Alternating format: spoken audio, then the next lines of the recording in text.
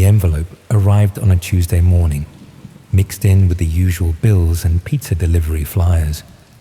No return address, just my name written in careful block letters across cream-colored paper. Inside was a single sheet with a web address I didn't recognize, and a handwritten note that said, "You've been selected. Access granted for 48 hours." I teach secondary school history in Manchester. Nothing particularly exciting about my life. I mark papers, attend staff meetings, and spend most evenings planning lessons about the Industrial Revolution.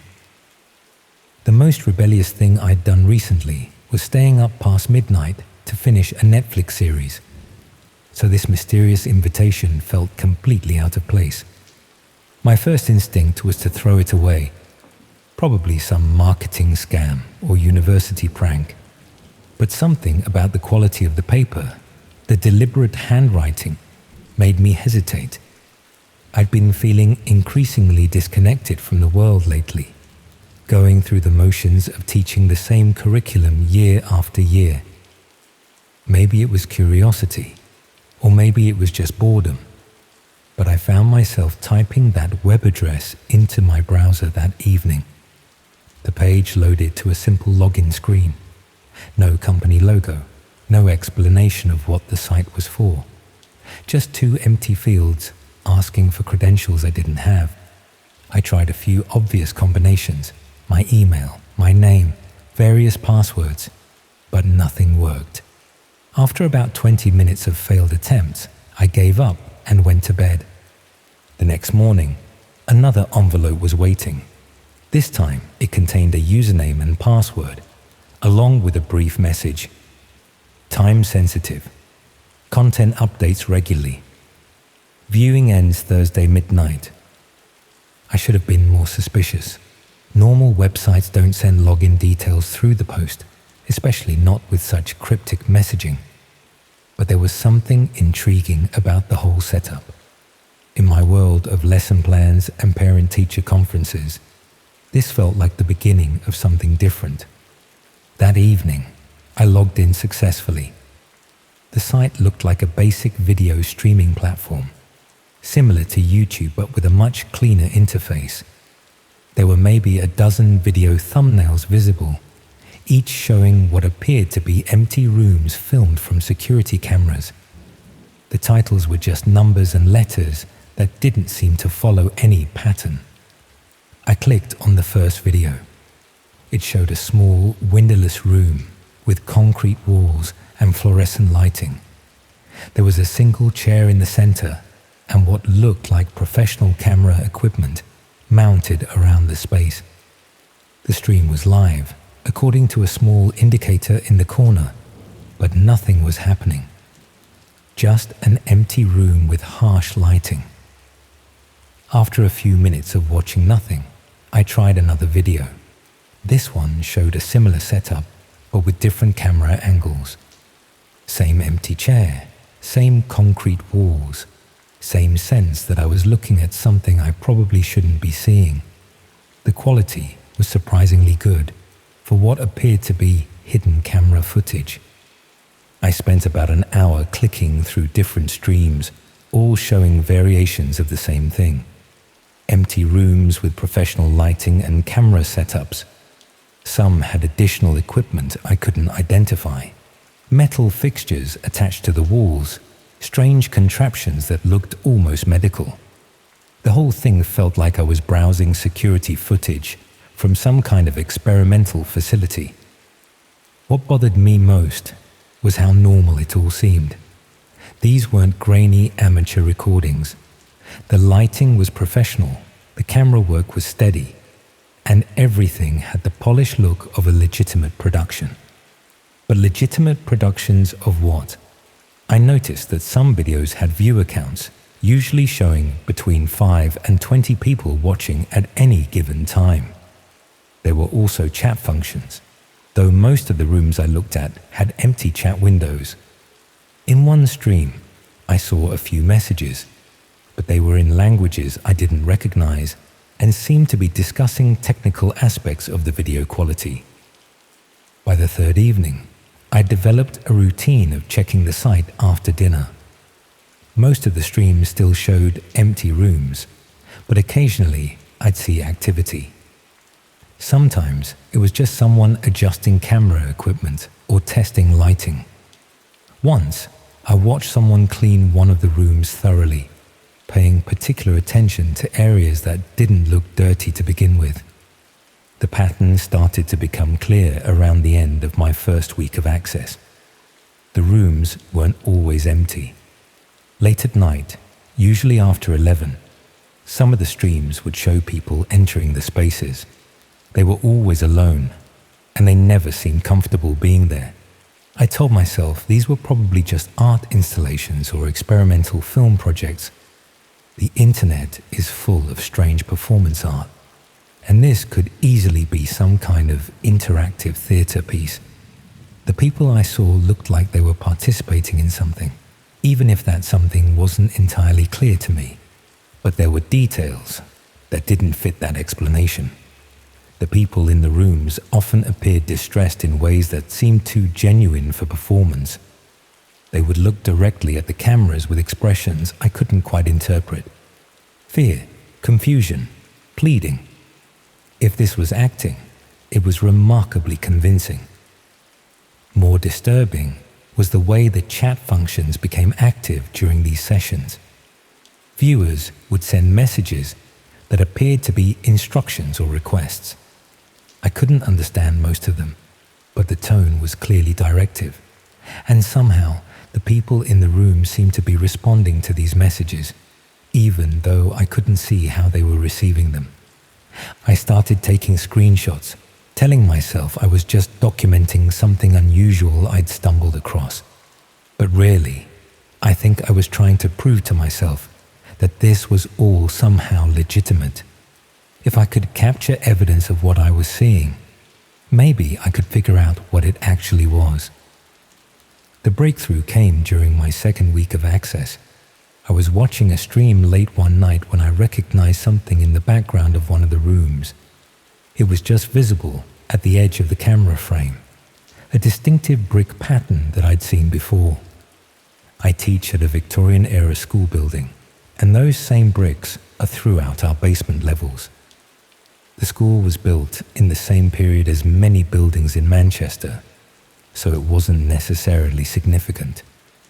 But the pattern was very specific, and seeing it made me start paying closer attention to other architectural details in the streams.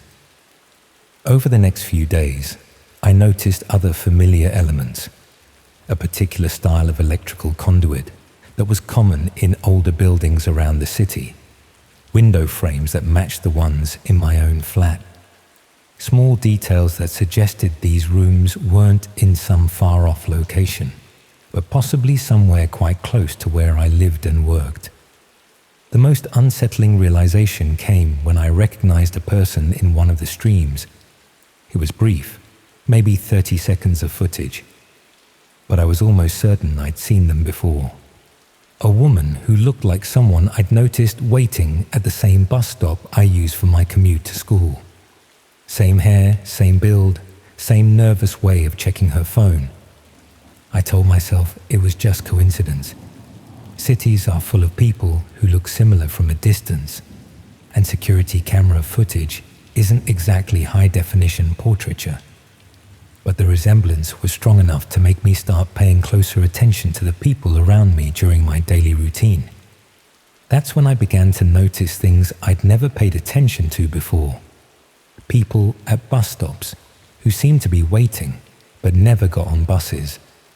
Individuals who appeared in multiple locations throughout my usual routes, always alone, always looking slightly out of place. I started keeping a mental note of faces, and patterns began to emerge. There was definitely a connection between the people I was seeing in my neighborhood and the people appearing in these online streams. Not everyone, and not all the time, but enough overlap to make me certain this wasn't happening in some distant location. This was local. The realization should have made me stop watching. Any reasonable person would have closed their browser and tried to forget about the whole thing. But I found myself checking the site more frequently, trying to gather more evidence, trying to understand how such a system could operate so close to normal life without anyone noticing. I started varying my routes to work, taking different buses, shopping at different stores, partially because I was curious to see if the pattern of familiar faces would continue, but also because I was beginning to feel like I might be being watched myself. The paranoia wasn't entirely unfounded. About 3 weeks into my access period, I received another envelope. This one just contained a photograph, a picture of me sitting at my desk at school, taken from outside the building through a window. No message, no explanation, just proof that whoever was running this operation knew exactly who I was and where to find me. I should have gone to the police at that point, but what would I have told them? That I'd been watching mysterious live streams that might be connected to missing persons, that I'd received anonymous mail and felt like I was being followed. I had no concrete evidence of any actual crimes, just a growing collection of screenshots and a growing sense of unease. Instead, I became more careful about my online activity. I started watching the streams less frequently, and when I did log in, I made sure to clear my browser history immediately afterward. I stopped taking screenshots and tried to limit my viewing to times when the rooms appeared empty.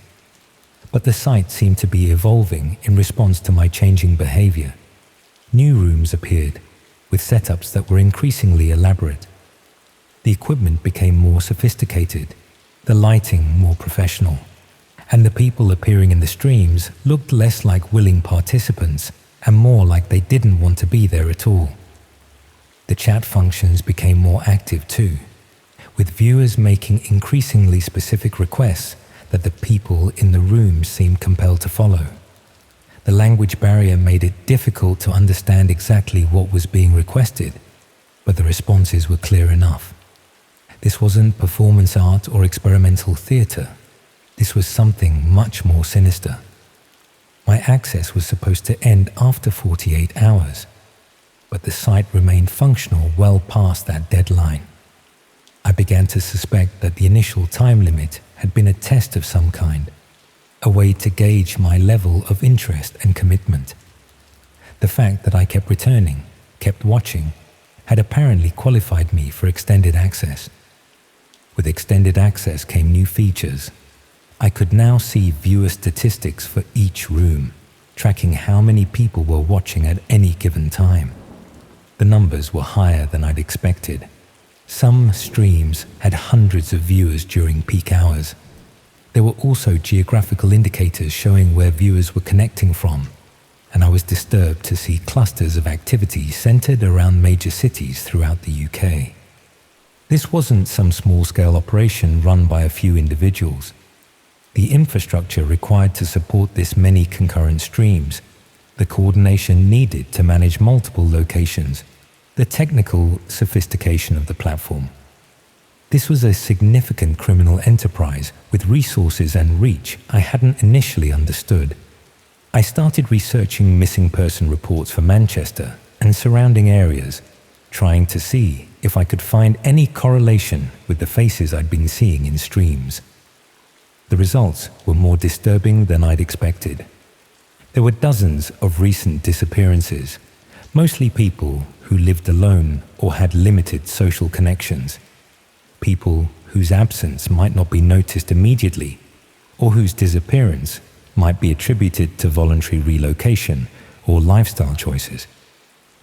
The pattern wasn't obvious at first, but after several weeks of comparing faces and dates, connections began to emerge. People who'd been reported missing were later appearing in streams, sometimes weeks or months after their disappearance. The timing suggested a systematic approach to recruitment, if that's the right word for what was happening. I realized I needed to document what I was seeing more systematically. I started keeping detailed records, Dates, times, room numbers, descriptions of the people and activities I observed.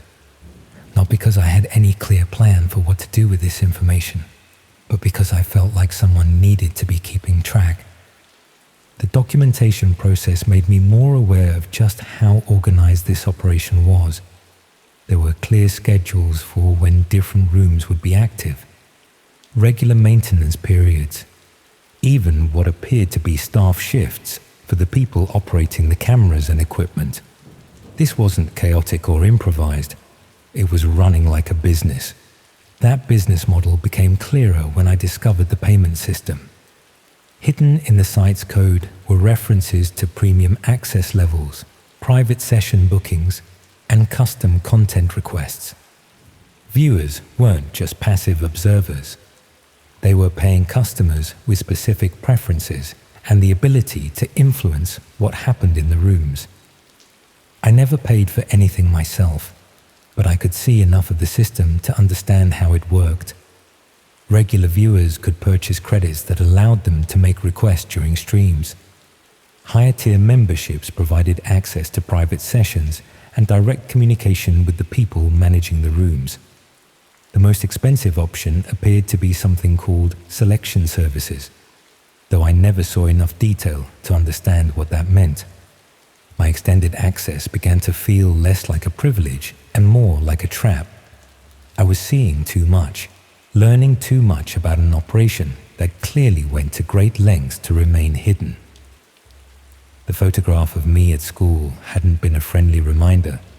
It had been a warning. I tried to stop checking the site, but found myself drawn back repeatedly. Part of it was morbid curiosity, but part of it was a growing sense of responsibility. I was possibly the only person outside the organization who understood the scope of what was happening. If I didn't document it, who would? That sense of responsibility became more urgent when I started recognizing more people from my daily life appearing in streams. A woman who worked at the coffee shop near school. A man who lived in the flat above mine. People who had been part of my routine, my normal world, suddenly appearing in those concrete rooms with their professional lighting and their paying audience. The most chilling realization was that these disappearances weren't random. There was a selection process, a way of identifying and targeting people who fit specific criteria.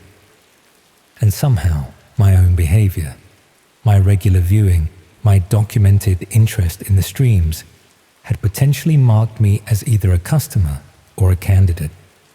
I don't know which possibility frightens me more, that I might be seen as someone willing to pay for access to more extreme content, or that I might be seen as someone who would make suitable content myself. Both options suggest that my weeks of passive observation haven't been as invisible as I'd assumed. My access to the site ended abruptly last week.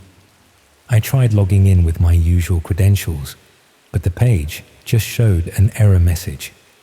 I tried the original web address from the first envelope, but it led to a standard page not found error.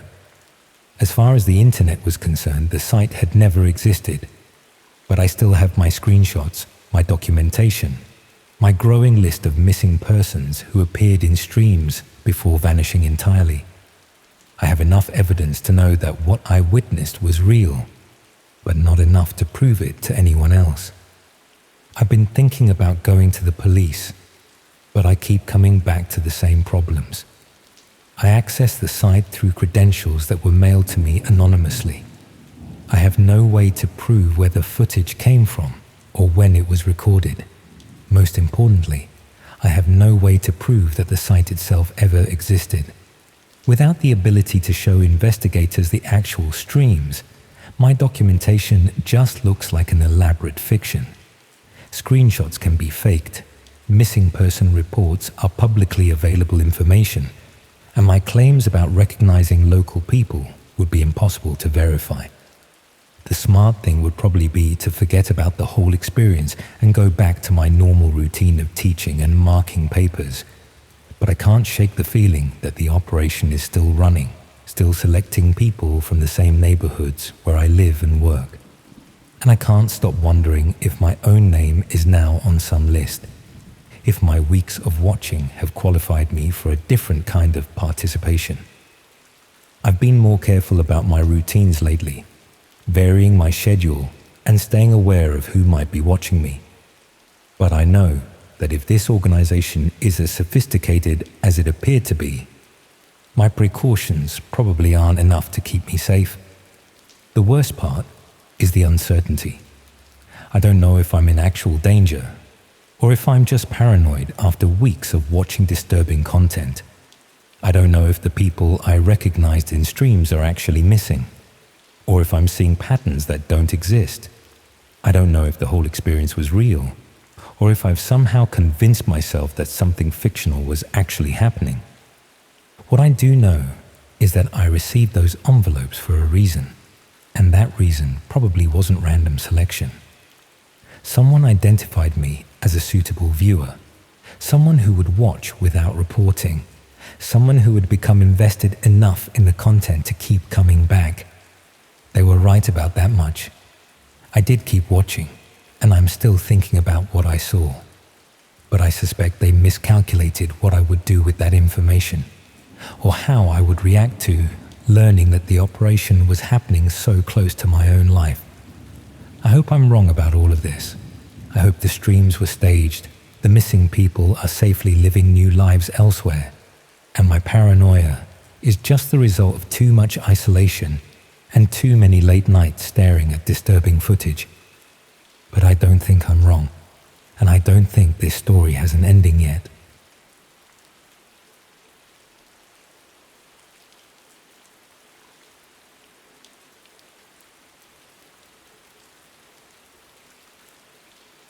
Imagine discovering that your teenage daughter knows more about the darkest corners of the internet than you could ever comprehend, and that her knowledge isn't theoretical. I teach journalism at Leeds University, specializing in digital media ethics. It's the sort of academic position that sounds more exciting than it actually is. Mostly grading essays about social media responsibility and explaining libel law to students who think Twitter is a primary source. My expertise extends to understanding how information spreads online, but I'd never ventured beyond the surface web until my daughter forced my hand. Emma came home from sixth form last autumn with what she called a special project. She'd convinced her media studies teacher to let her write about online anonymity and digital crime for her A-level coursework. The teacher had approved it, thinking she'd write about cyberbullying or identity theft, the usual teenage internet horror stories. Emma had something much more ambitious in mind. She asked me to help her access what she called the hidden internet. She knew I'd written academic papers about digital journalism and assumed I'd have the technical knowledge to guide her research. The truth was, I understood the theory, but had never actually explored these networks myself. Still, she was my daughter, and this was legitimate academic work. How dangerous could supervised research really be? We spent an evening setting up the necessary software on her laptop.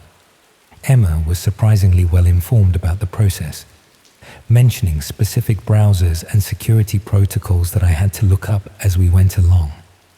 She claimed to have learned everything from YouTube tutorials and online forums, but her knowledge seemed more comprehensive than casual research would explain. Her project proposal was methodical and well structured. She wanted to document how illegal marketplaces operated, how anonymity was maintained, and how law enforcement attempted to monitor these activities. She planned to observe and document, not participate. It seemed like exactly the sort of investigative work that would impress university admissions committees. The first few weeks went smoothly. Emma would spend a couple of hours each evening browsing various sites, taking screenshots, and making notes about what she observed. She showed me drug marketplaces, weapon sales, and document forgery services. Everything was exactly what I'd expected. Seedy, obviously illegal, but ultimately just digital storefronts for familiar crimes. She was particularly interested in how these sites built trust between anonymous users. She documented reputation systems, escrow services, and community guidelines that governed illegal transactions. Her analysis was sophisticated, noting how these platforms replicated legitimate e-commerce features while operating completely outside legal frameworks. Then she discovered the entertainment sections. Emma mentioned them casually during one of our research sessions, describing live streaming services that offered what she called extreme content. She was vague about specifics, focusing instead on the technical aspects: how payments were processed, how viewers were verified, how streams were protected from outside monitoring. I should have been more curious about her evasiveness. Emma had been remarkably detailed about everything else she'd encountered, but when discussing these streaming services, she became almost professionally distant. She spoke about them like a researcher cataloging specimens, not a teenager encountering disturbing material for the first time. Her coursework notes from this period show a troubling shift in focus. Instead of broadly documenting illegal activities, she began concentrating specifically on what she termed interactive entertainment platforms. Her research became more targeted, more technical, and considerably more secretive. She stopped showing me her daily findings, claiming she needed to organize her material before sharing it. When I asked direct questions about what she was discovering, she'd deflect by discussing technical challenges or asking about legal frameworks surrounding digital evidence collection. Around Christmas, Emma's behavior started changing in subtle ways. She became more withdrawn, spending longer periods alone in her room. She'd always been somewhat solitary, but now she seemed actively to avoid family interaction. When she did engage in conversation, she seemed distracted, as though part of her attention was always elsewhere. Her sleep patterns shifted dramatically. I'd hear her moving around the house at 2 or 3 in the morning, using the kitchen or bathroom with the careful quietness of someone trying not to wake others. When I mentioned this, she claimed to be working on her project during late-night hours when internet connections were more stable. In January, she asked me about legal protections for journalists and researchers. Specifically, she wanted to know about circumstances where witnessing illegal activity might require reporting to authorities, and what protections existed for academic research that involved observing criminal behavior. I explained the general principles. Journalists had some protections for source confidentiality, but no absolute immunity from reporting serious crimes. Researchers were expected to maintain ethical boundaries and weren't protected from prosecution if they participated in illegal activities rather than simply observing them. Emma listened carefully and asked several follow-up questions about where exactly the line existed between observation and participation. She seemed particularly interested in scenarios where researchers might influence events they were supposedly just documenting. Her questions made me uncomfortable, but I assumed they were theoretical concerns for her coursework. I encouraged her to discuss any ethical dilemmas with her teacher or the university ethics board if she was considering more advanced research. February brought the first real warning sign that something was seriously wrong. Emma received a package addressed to her personally, delivered by private courier rather than regular post. When I asked about it, she claimed it was research material she'd ordered online. The package was small, roughly the size of a smartphone box, but she handled it with unusual care and took it directly to her room. Later that day, I noticed she'd rearranged her bedroom setup. Her laptop was now positioned differently, with what looked like additional equipment connected to it. When I asked about the new hardware, she explained that she needed better audio recording capabilities for her project. The equipment didn't look like standard recording gear. There were small cameras, additional monitors, and what appeared to be professional-grade lighting equipment. For a project that was supposed to involve observing existing content, she seemed to be setting up for content creation. Around the same time, Emma began receiving phone calls from unknown numbers. She'd always answer them privately, usually taking the calls outside or in her room with the door closed. The conversations were brief, and she never volunteered information about who was calling or why. When I asked directly, she claimed they were interviews with academic contacts she'd found. Through her research, she said she was speaking with digital rights activists and cybersecurity researchers who preferred telephone communication for security reasons. The explanation was plausible enough, but something about her demeanor during these calls troubled me. She seemed nervous rather than excited, as though the conversations were stressful rather than informative. In March, Emma asked for help accessing university library databases that required staff credentials. She needed academic papers about legal precedents for digital evidence and international jurisdiction issues surrounding online crimes. The research she was requesting seemed far beyond the A-level requirements. She was looking for case studies involving cross-border prosecution of internet crimes, specific technical details about how digital evidence was collected and verified, and legal analysis of situations where criminal activity was documented by civilians. I helped her access the databases, but I began reviewing the papers she was downloading. The material was genuinely academic, but it painted a disturbing picture of her research interests. She was clearly preparing for scenarios that went far beyond passive observation of illegal activities.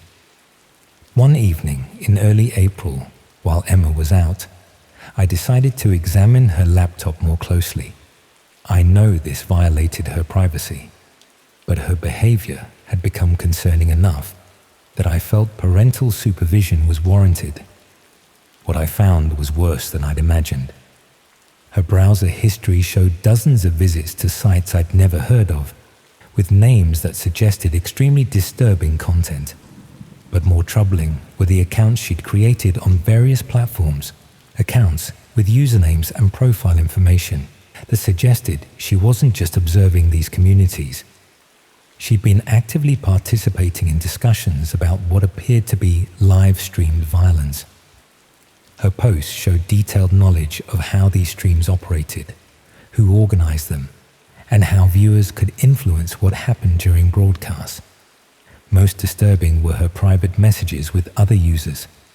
The conversations suggested she'd moved beyond research and begun actively engaging with people who organized and participated in these activities. Some messages included references to meeting in person and participating in what they called production activities.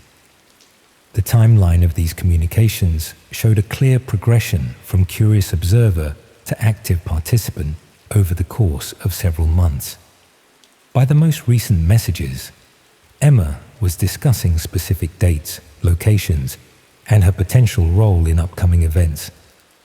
I sat in her room for nearly an hour, reading through months of communications that revealed my daughter had become involved in something far more serious than academic research. The technical equipment in her room wasn't for recording observations, it was for broadcasting content. When Emma returned home that evening, I was waiting in the kitchen with printouts of her most concerning communications. I decided that direct confrontation was the only option remaining. Her reaction was not what I'd expected.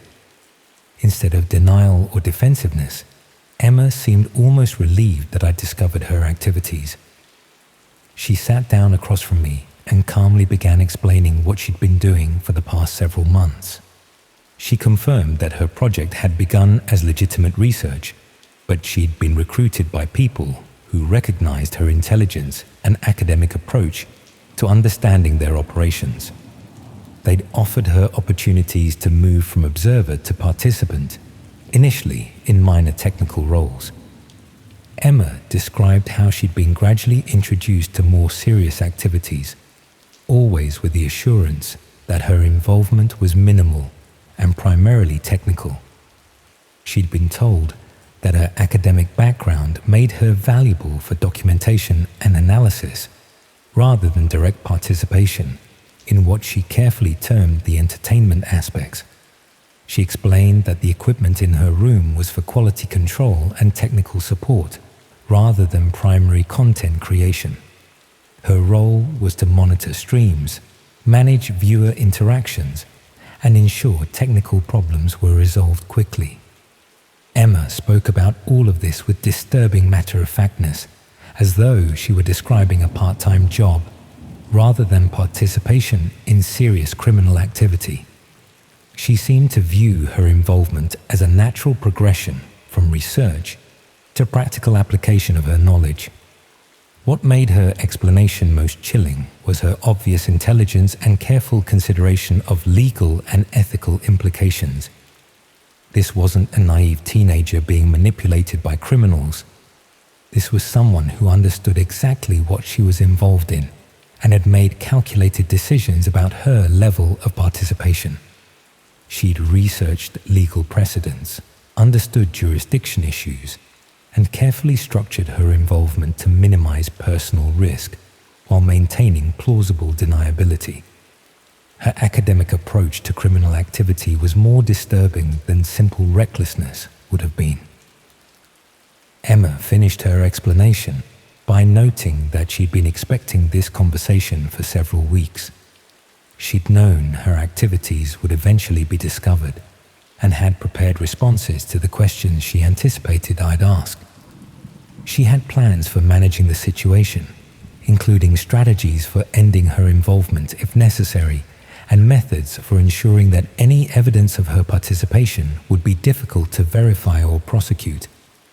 We sat in the kitchen until nearly 3 a.m, discussing her involvement in activities I could barely comprehend.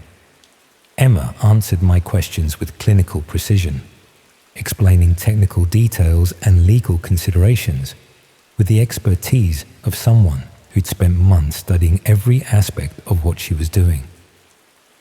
By the end of our conversation, I understood that my daughter had become someone I didn't recognize. The intelligent, methodical approach that had always made me proud of her had been applied to activities that horrified me. Emma went to bed that night with the promise that we'd continue our discussion the following evening. She seemed confident that she could convince me her involvement was manageable and that the risks were acceptable given the financial and educational benefits she was receiving. I stayed awake until dawn, trying to decide what options were available to me. Calling the police would certainly end Emma's involvement, but it would also destroy her future and potentially put her in physical danger from people who trusted her with sensitive information. Attempting to force her to stop might simply drive her activities underground, making them more dangerous and removing any possibility of monitoring or influencing her choices. The most disturbing realization was that Emma was probably right about the legal risks. Her involvement had been carefully structured to avoid direct participation in the most serious crimes, and her academic credentials provided plausible explanations for much of her knowledge and activity. 3 days later, Emma left for what she claimed was a university visit in Birmingham. She took the train on Friday morning, planning to return Sunday evening after attending information sessions and campus tours. She never came back. Her phone goes straight to voicemail. Her social media accounts were deactivated the day she left. The university she claimed to be visiting has no record of her registration for any information sessions. The equipment in her room is gone, along with her laptop and most of her personal belongings. She left behind only her school textbooks and a note saying she'd contact me when it was safe to do so. It's been 8 months since Emma disappeared. I've reported her missing, but without evidence of foul play. The police investigation has been minimal. A 17-year-old who left voluntarily with her own belongings and documentation isn't considered high priority. I've tried to trace her digital activities, but the accounts and platforms I discovered have either been deleted or require technical access I don't possess. The academic research that started everything is still on our home computer, but it reveals nothing about where she might have gone or who she might be with. Sometimes I receive text messages from unknown numbers with just a few words confirming that she's safe.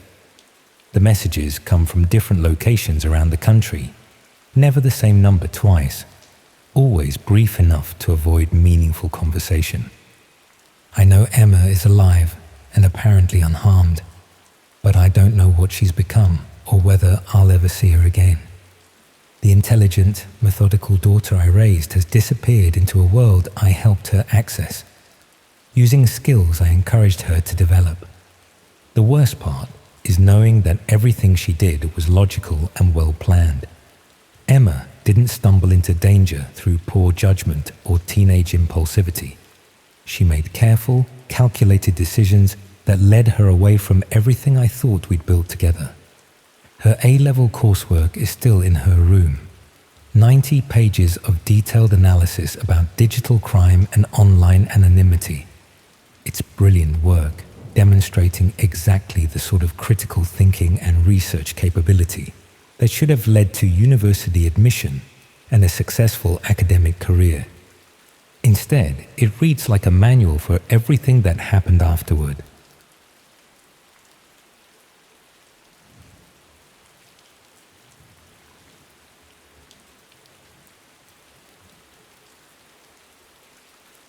The strangest thing about finding yourself in the middle of a horror story is how ordinary everything feels right up until it doesn't. I'm a freelance graphic designer, nothing special, living in a cramped flat above a chip shop in Hackney. The kind of person who orders too much takeaway and falls asleep watching Netflix documentaries.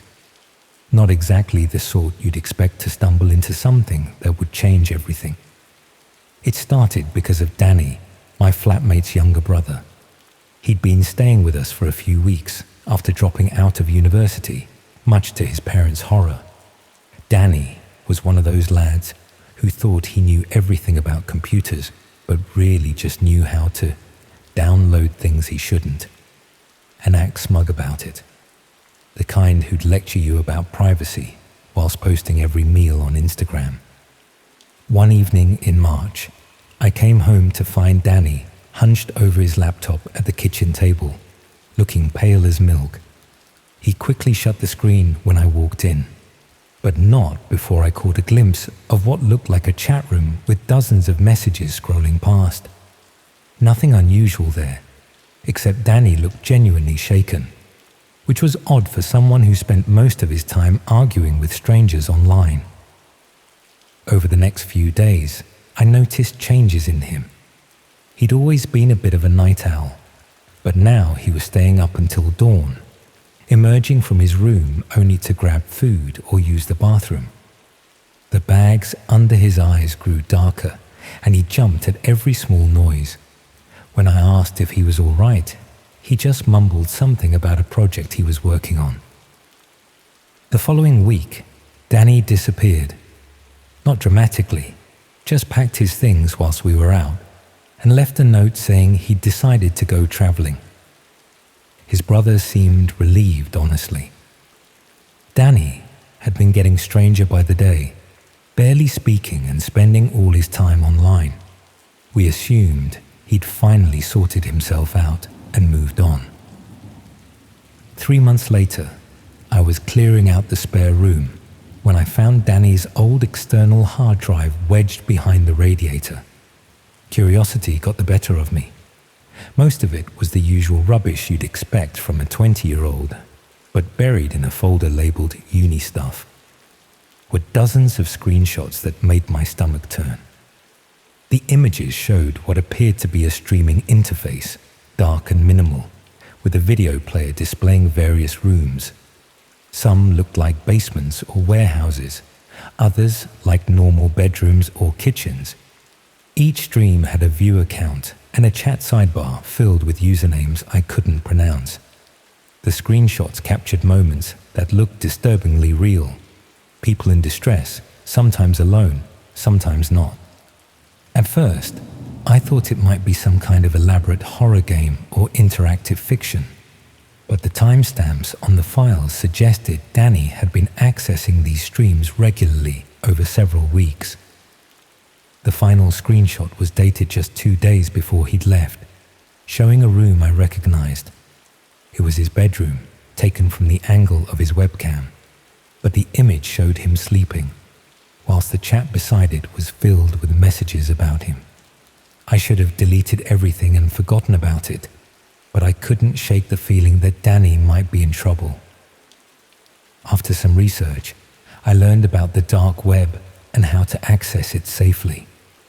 I'm no computer expert, but I'm not completely hopeless either, and the instructions weren't as complicated as I'd expected.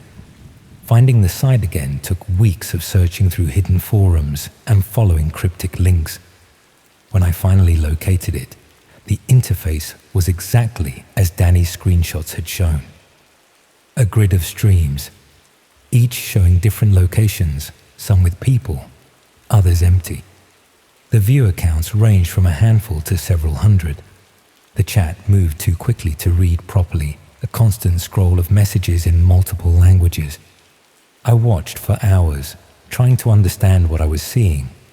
Most streams seemed to show people going about normal activities, unaware they were being watched.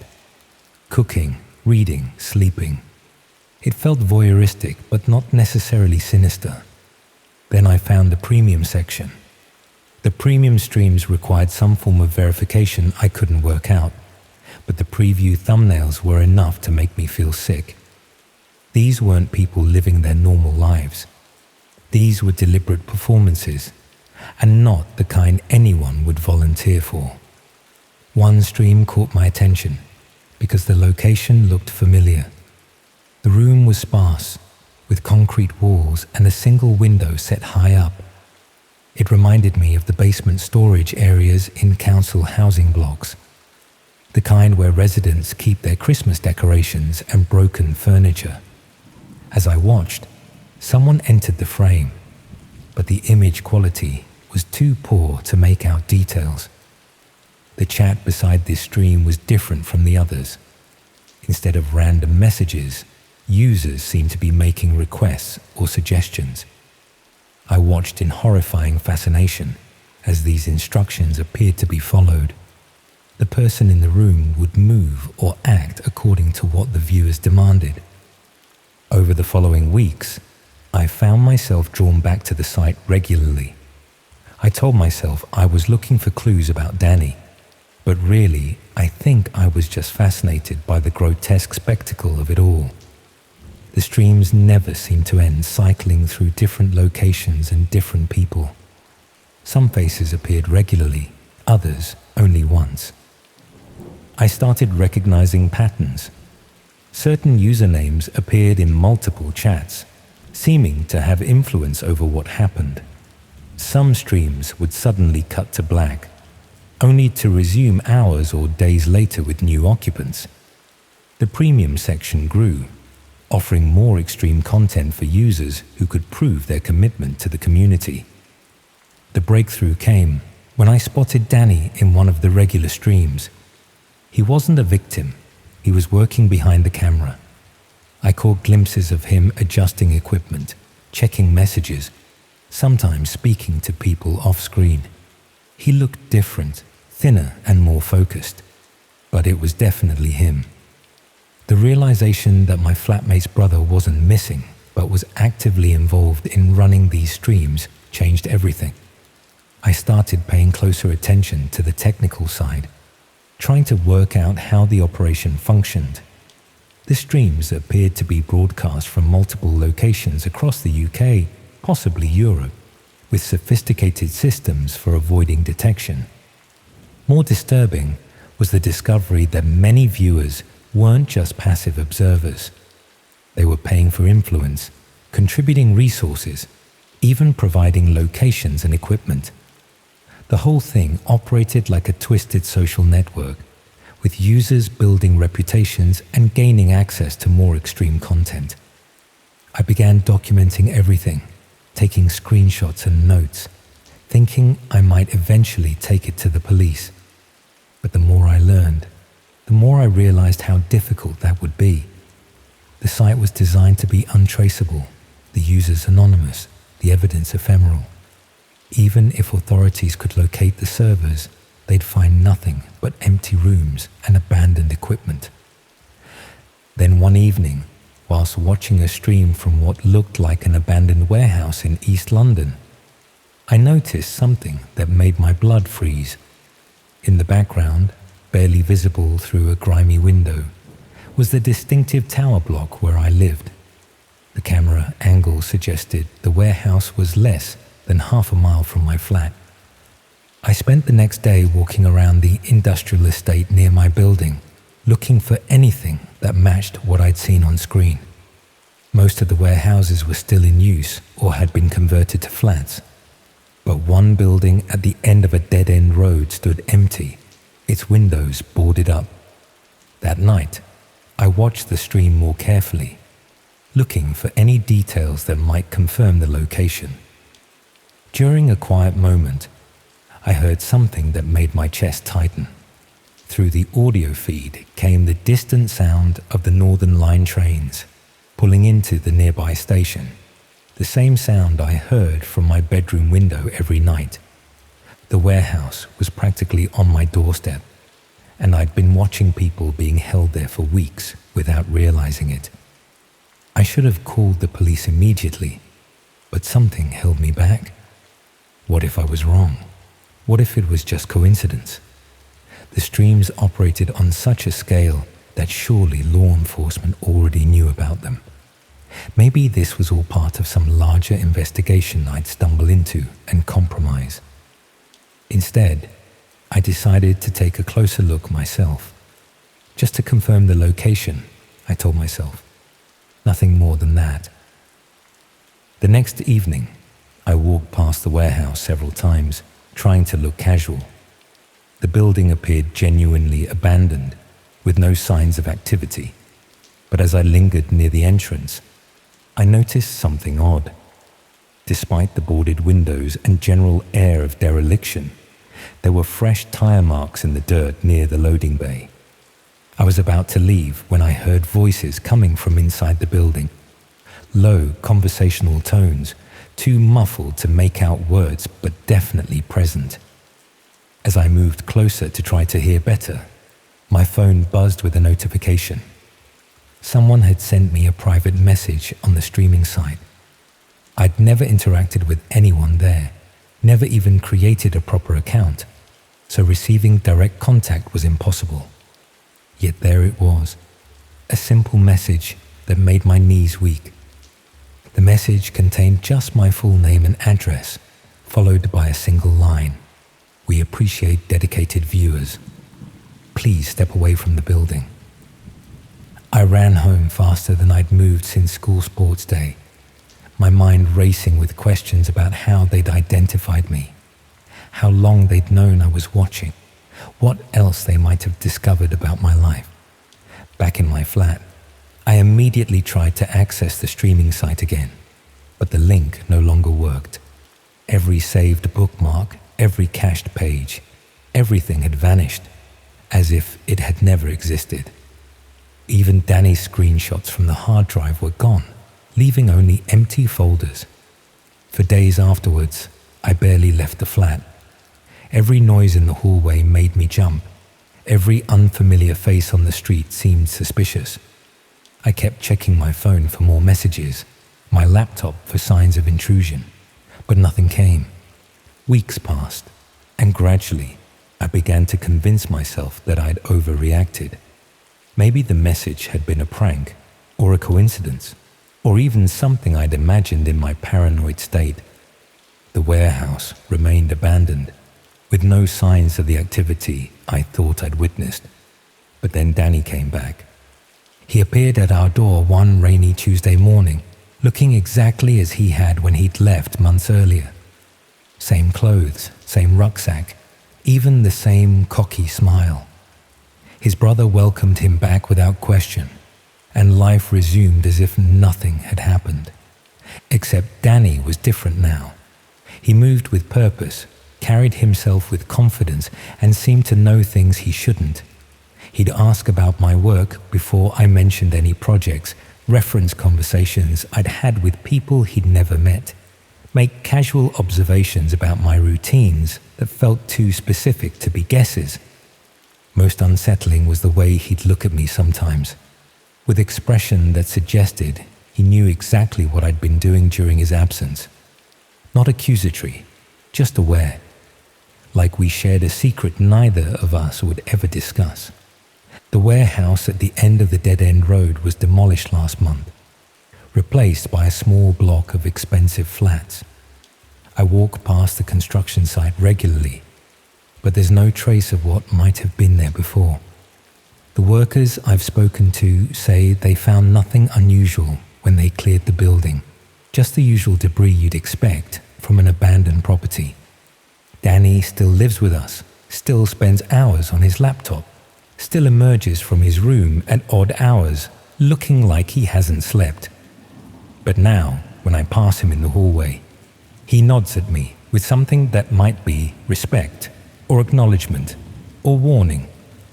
I never found another working link to the streaming site, though I suspect it's still out there, operating under different names, different systems, different faces.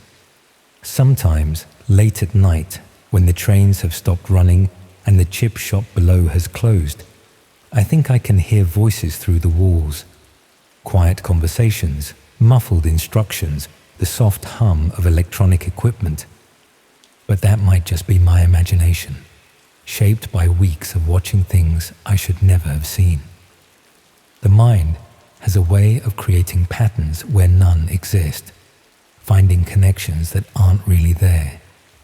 At least, that's what I tell myself when I wake up at 3 a.m, convinced someone's been in my room whilst I was sleeping.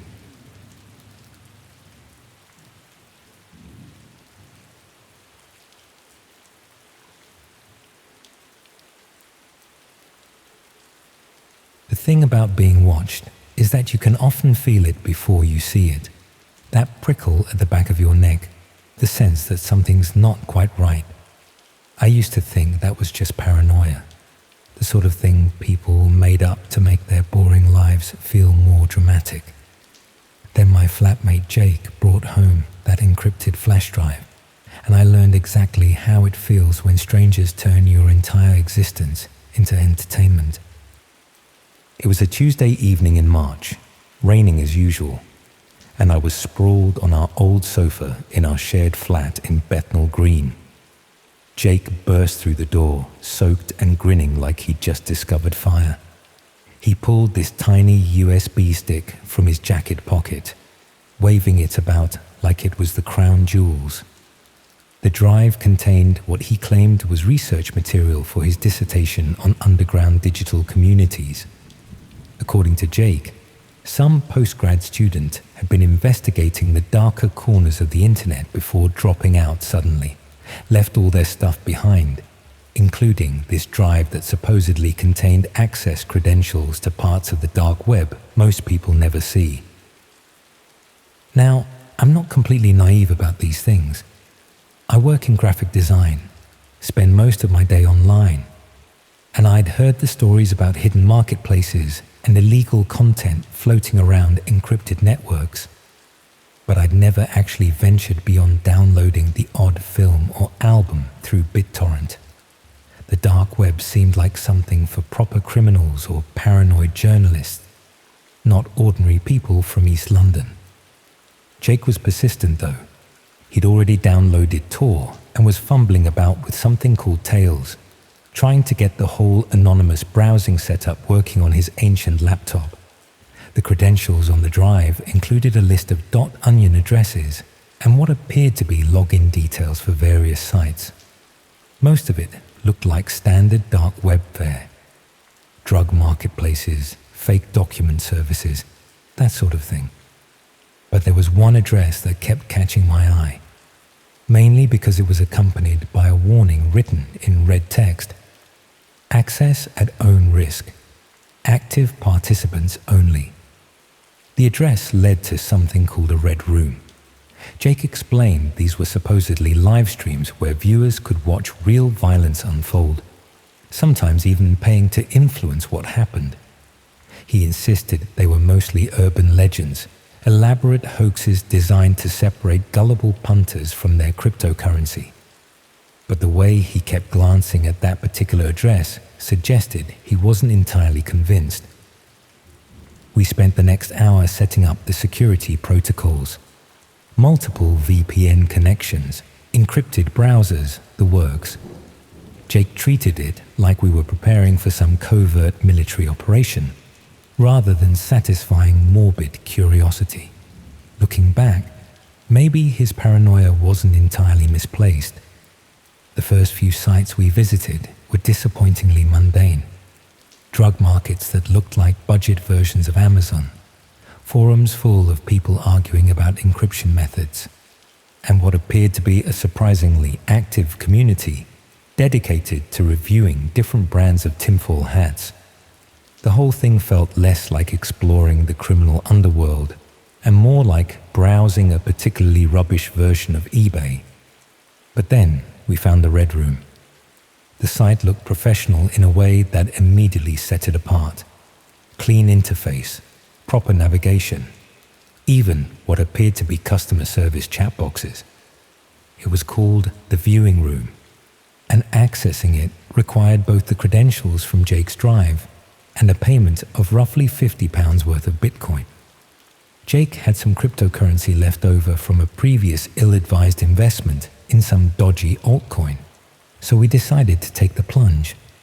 What we found inside wasn't what either of us expected.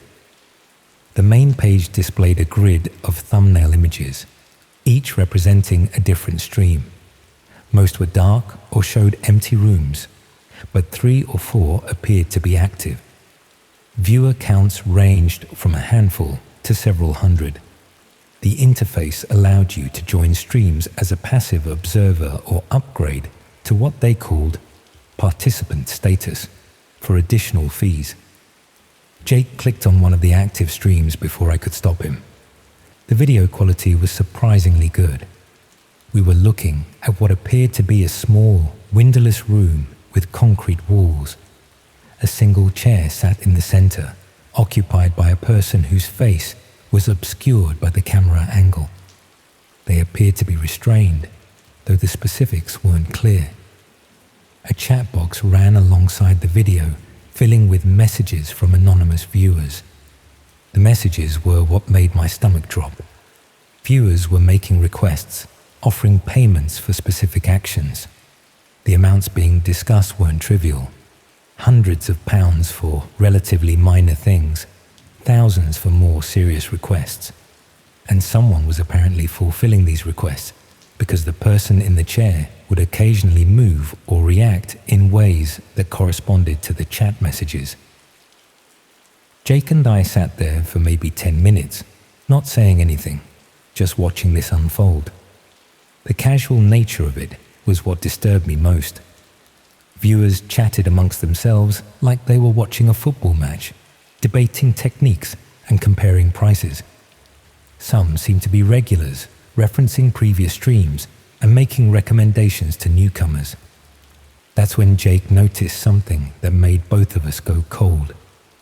One of the usernames in the chat was posting comments that included specific details about our location.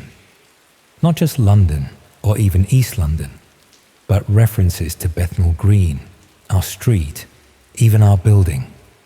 The user seemed to know we were first-time viewers and was offering to arrange a private demonstration for educational purposes. We closed the laptop immediately. The next few days passed normally enough. I went to work, Jake attended his lectures, and we didn't discuss what we'd seen.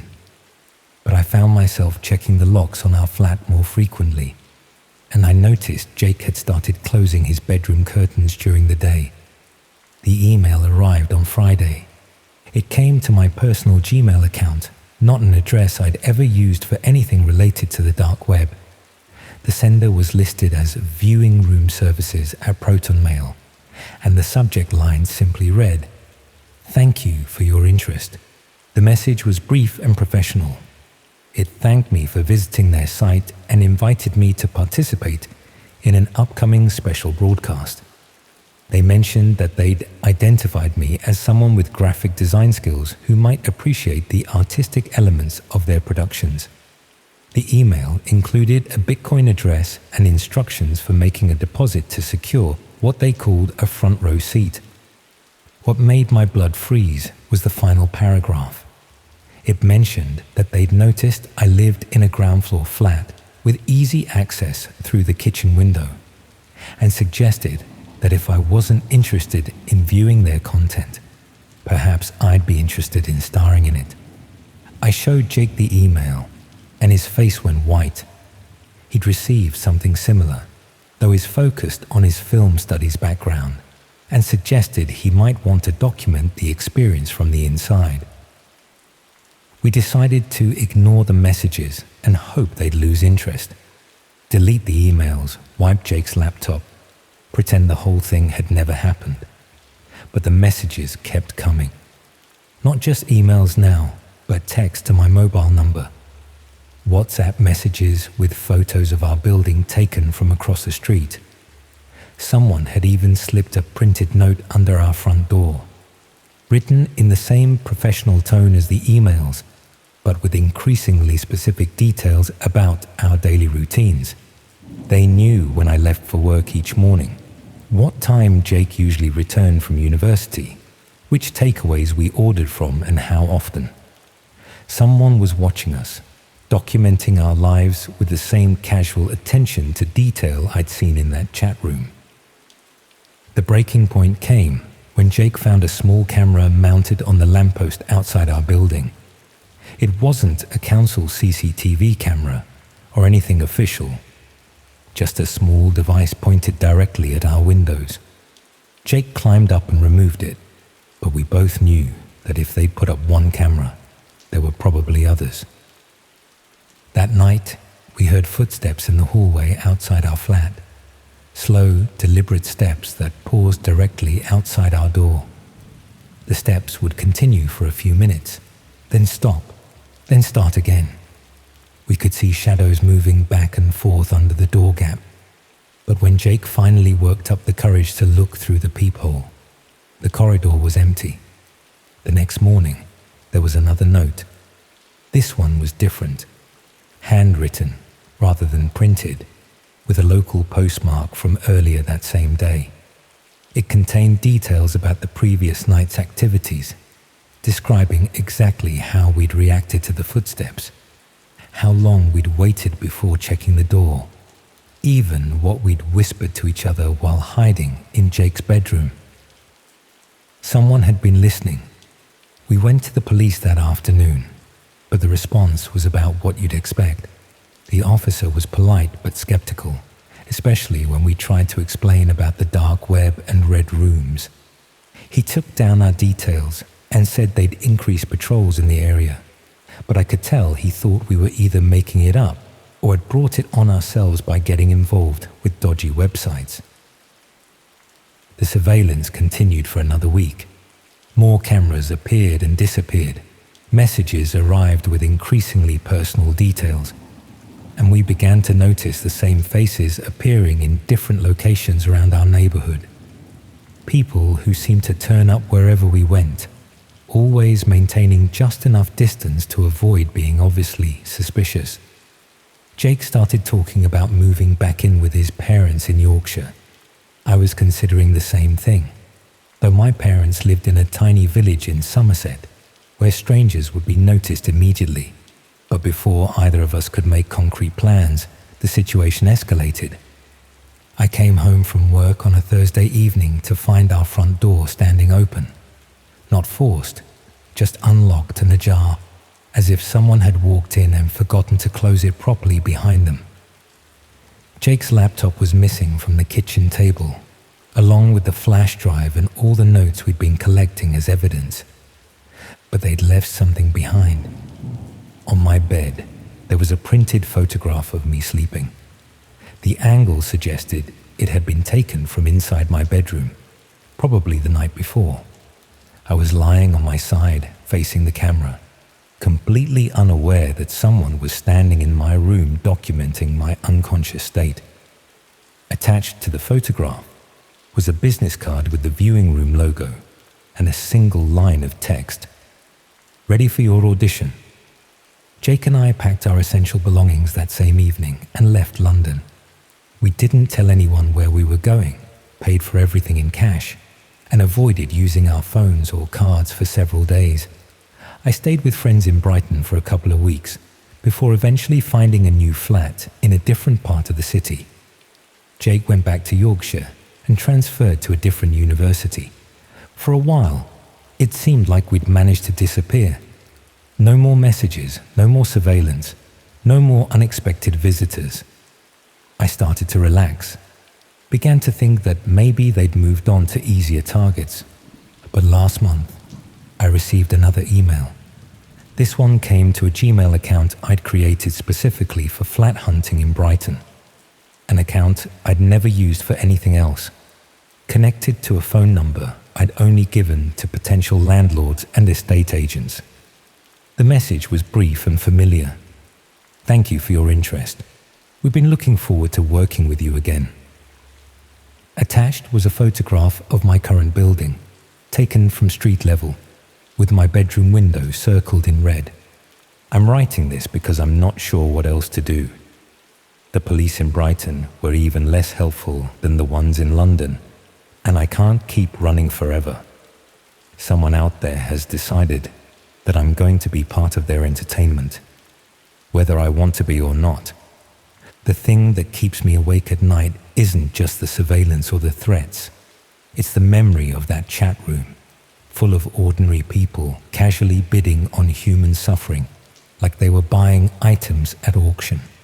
Hundreds of viewers, all comfortable with the idea that someone else's pain was worth paying for. I keep wondering how many of them are still out there, still watching, still waiting for their next show to begin, and whether the person in that chair, the one we watched for those 10 minutes before we came to our senses, ever made it home to their own flat, their own life, their own false sense of security. The camera outside my current building is smaller than the last one, better hidden, but I spotted it yesterday morning on my way to work. Same angle, same direct line of sight to my windows. I haven't told my new flatmates about any of this. What would be the point? They'd either think I was paranoid or they'd want to leave, and I can't afford to find another place right now. Besides, I'm starting to think it doesn't matter where I go. These people have resources, patience, and apparently unlimited time to devote to their hobby. Sometimes I wonder if this is how it starts for everyone who ends up in those rooms. Maybe nobody volunteers. Maybe they all thought they were just curious observers, right up until the moment they realized they'd become the entertainment. The new email arrived this morning. Same professional tone, same polite language, but with a countdown timer embedded in the message. 72 hours until what they're calling my premiere performance. I'm not going to run this time. There's nowhere left to go, and I'm tired of looking over my shoulder. But I wanted to write this down, get it recorded somewhere, just in case. Maybe someone will read it and think twice before clicking on that suspicious link or plugging in that mysterious USB drive. Or maybe they'll read it and think it sounds made up, like something from a bad horror film. That's probably what I would have thought before Jake brought home that flash drive and we decided to see what all the fuss was about. The timer on my phone says 68 hours remaining. I keep checking it compulsively, watching the numbers tick down like it's New Year's Eve.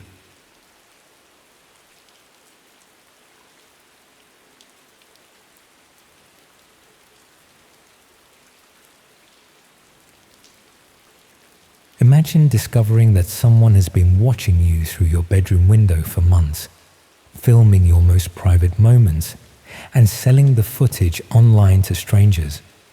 Now imagine that this isn't happening to just you, but to thousands of people across the country, probably the world, all completely unaware that their lives have become entertainment for perverts with deep pockets. The worst part? It's not some far-fetched nightmare scenario. It's happening right now. I stumbled across it by accident, if you can call 3 months of deliberate searching an accident. I was writing my dissertation on digital privacy and anonymity networks for my media studies degree at Manchester. Proper academic research, you understand. I wasn't some basement dweller looking for thrills. I had ethics approval forms and everything. The Tor browser had been running on my laptop for weeks. I'd bookmarked the usual suspects, a few cannabis marketplaces, some forums discussing encryption, the odd political dissent site. Standard fare for someone studying how people communicate when they don't want to be watched. My supervisor, Dr. Chen, had given me a reading list of academic papers about online anonymity, but I wanted primary sources, real examples. That's how I found the link. It was buried in a forum post about internet freedom, sandwiched between complaints about government surveillance and discussions of VPN protocols. Just a string of random characters ending in .onion with a single word underneath. Rooms. The site took ages to load. That's normal on Tor. Everything crawls along at the speed of dial-up. When it finally appeared, it looked like something from the early days of the internet. Black background, green text, no images. Just a list of what looked like chat room names, each with a number next to it. The numbers were small, usually single digits. I clicked on one called Yorkshire Evening. The page that loaded had a simple interface, a text box at the bottom, a larger window above showing messages. But there were no messages, just a counter at the top showing 3 viewers and a button that said Request Access. I sat there for about 10 minutes, watching the viewer count fluctuate between 2 and 5. Nothing else happened. No messages appeared, no instructions. Just that green text on black and the gentle hum of my laptop fan. It felt like standing outside a shop with blacked out windows, knowing people were inside but unable to see what they were doing. I tried a few other rooms. Same setup, view accounts, empty chat windows, that request access button. The names were mundane enough. Brighton Pier, Camden Market, Sunday Roast. They could have been tourism websites or local community groups, but something about the whole thing felt wrong. The way the viewer numbers changed constantly, as if people were flicking between rooms, watching, waiting. After about an hour, I closed the browser and went back to my dissertation. I had enough material about dark web marketplaces and didn't need to go down whatever rabbit hole that site represented. Dr. Chen would be pleased with my chapter on cryptocurrency adoption in illegal markets. That was proper academic work. But I kept thinking about those rooms, the way they just sat there, empty but watched. Over the next few days, I found myself opening the site again, checking the viewer counts, watching the numbers change. It became a habit, like checking social media or the weather. A few minutes here and there between writing chapters and attending seminars. The breakthrough came on a Tuesday evening. I'd been working late in the university library, and when I got back to my flat in Fallowfield, I opened the site almost without thinking. The viewer count on Yorkshire Evening was higher than usual, nearly 20 people, and for the first time, there were messages in the chat window. They weren't conversation exactly, more like coordinates, times and dates, grid references. Someone had posted 53.4 degrees north, 2.2 degrees west, Thursday, 23:30. And others were responding with single words. confirmed, watching, ready. I recognized those coordinates. They were for somewhere in Manchester city centre, near the cathedral, about 15 minutes from where I was sitting. The rational part of my brain knew I should close the browser and forget about it. These were clearly people planning something, and coordinates with specific times suggested it wasn't just chat. But the researcher in me was curious. What were they planning? Was this some kind of urban exploration group? A photography meetup? The coordinates were for a public area. What could they possibly be doing there that required such secrecy? Thursday came and went. I didn't go to the coordinates, but I couldn't stop thinking about them. I found myself checking the news for incidents in Manchester city centre, scanning local police Twitter accounts for anything unusual. Nothing appeared. Whatever had happened, if anything, hadn't made the news. The following week, new coordinates appeared. This time for Liverpool, then Birmingham. Always a major city. Always with that same pattern of confirmations and single-word responses. I started keeping a notebook, writing down the coordinates and times. Not because I planned to do anything with them, but because documenting patterns is what researchers do. The pattern was monthly, third Thursday of each month, around 11:30 at night. Always city centres, always near major landmarks or transport hubs. The coordinates were precise, not just somewhere in Birmingham, but specific to within a few meters. After 3 months of watching, I decided to visit one of the locations. Not during the appointed time, obviously. I wasn't stupid. But I wanted to see what was there, what might draw these people to those specific spots. The coordinates for that month were for a location near Liverpool Street Station in London. Easy enough to visit during the day under the pretense of legitimate research.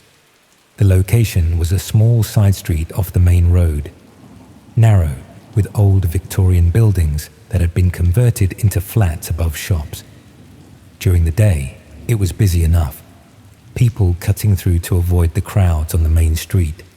Workers from nearby offices grabbing lunch. Nothing unusual. Nothing that would explain why someone would choose to meet there at 11:30 on a Thursday night. But as I walked down the street, I noticed something odd. Several of the buildings had small security cameras mounted on the walls. Not the usual CCTV you see everywhere in London, but smaller, more discreet ones. They were angled to cover the street from different positions, creating overlapping fields of view. It struck me that you'd have very comprehensive coverage of anyone walking down that street. I went back to Manchester and thought about what I'd seen. Coordinates, confirmations, a location with extensive camera coverage. It was starting to form a picture I didn't like. The next month, I made a decision that I still regret. I went to the Manchester location at the appointed time. It was raining that Thursday night, the kind of fine drizzle that soaks through your jacket without you noticing. I'd positioned myself about 50 meters from the coordinates in the doorway of a closed shop where I could see the street but remain hidden. I told myself I was just observing, that I'd leave at the first sign of anything dodgy. At 11:20, a figure appeared at the far end of the street. They walked slowly, deliberately, checking something on their phone. At 25 past, another person arrived from the opposite direction. They didn't acknowledge each other, but both stopped near the exact coordinates I'd written down. By 11:30, there were 5 people standing in roughly the same area. None of them spoke. They just stood there, occasionally glancing around or checking their phones. I was beginning to think this was the most boring conspiracy I'd ever witnessed when I noticed something that made my blood run cold. Each of them was holding a small device, something about the size of a smartphone, but with what looked like a small lens on one end. And they were all pointing these devices in the same direction, toward the residential buildings that lined the street. I followed their gaze and saw what they were looking at. In one of the upper floor windows, there was a light on. Just a normal household light, but in the window, I could see the silhouette of someone moving around. Someone who had no idea they were being watched. The group stood there for exactly 30 minutes. Then, without any signal I could detect, they all began to walk away in different directions. The whole thing had taken place in complete silence. I waited until they were all gone before I walked home. My hands were shaking as I unlocked my front door. I just witnessed something that felt deeply wrong, but I couldn't quite put my finger on what it was. A group of people with cameras watching someone's flat. It could have been innocent. Amateur photographers, urban explorers, even researchers like myself.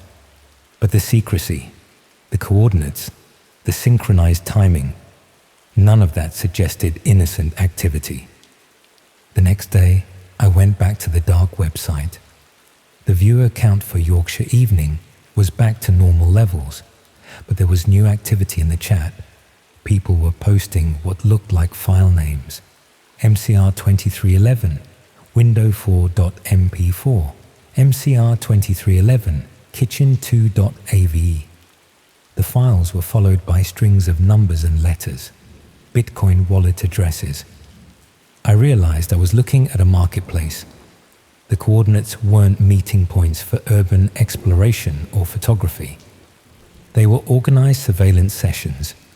People were gathering to film strangers in their homes and then selling the footage online.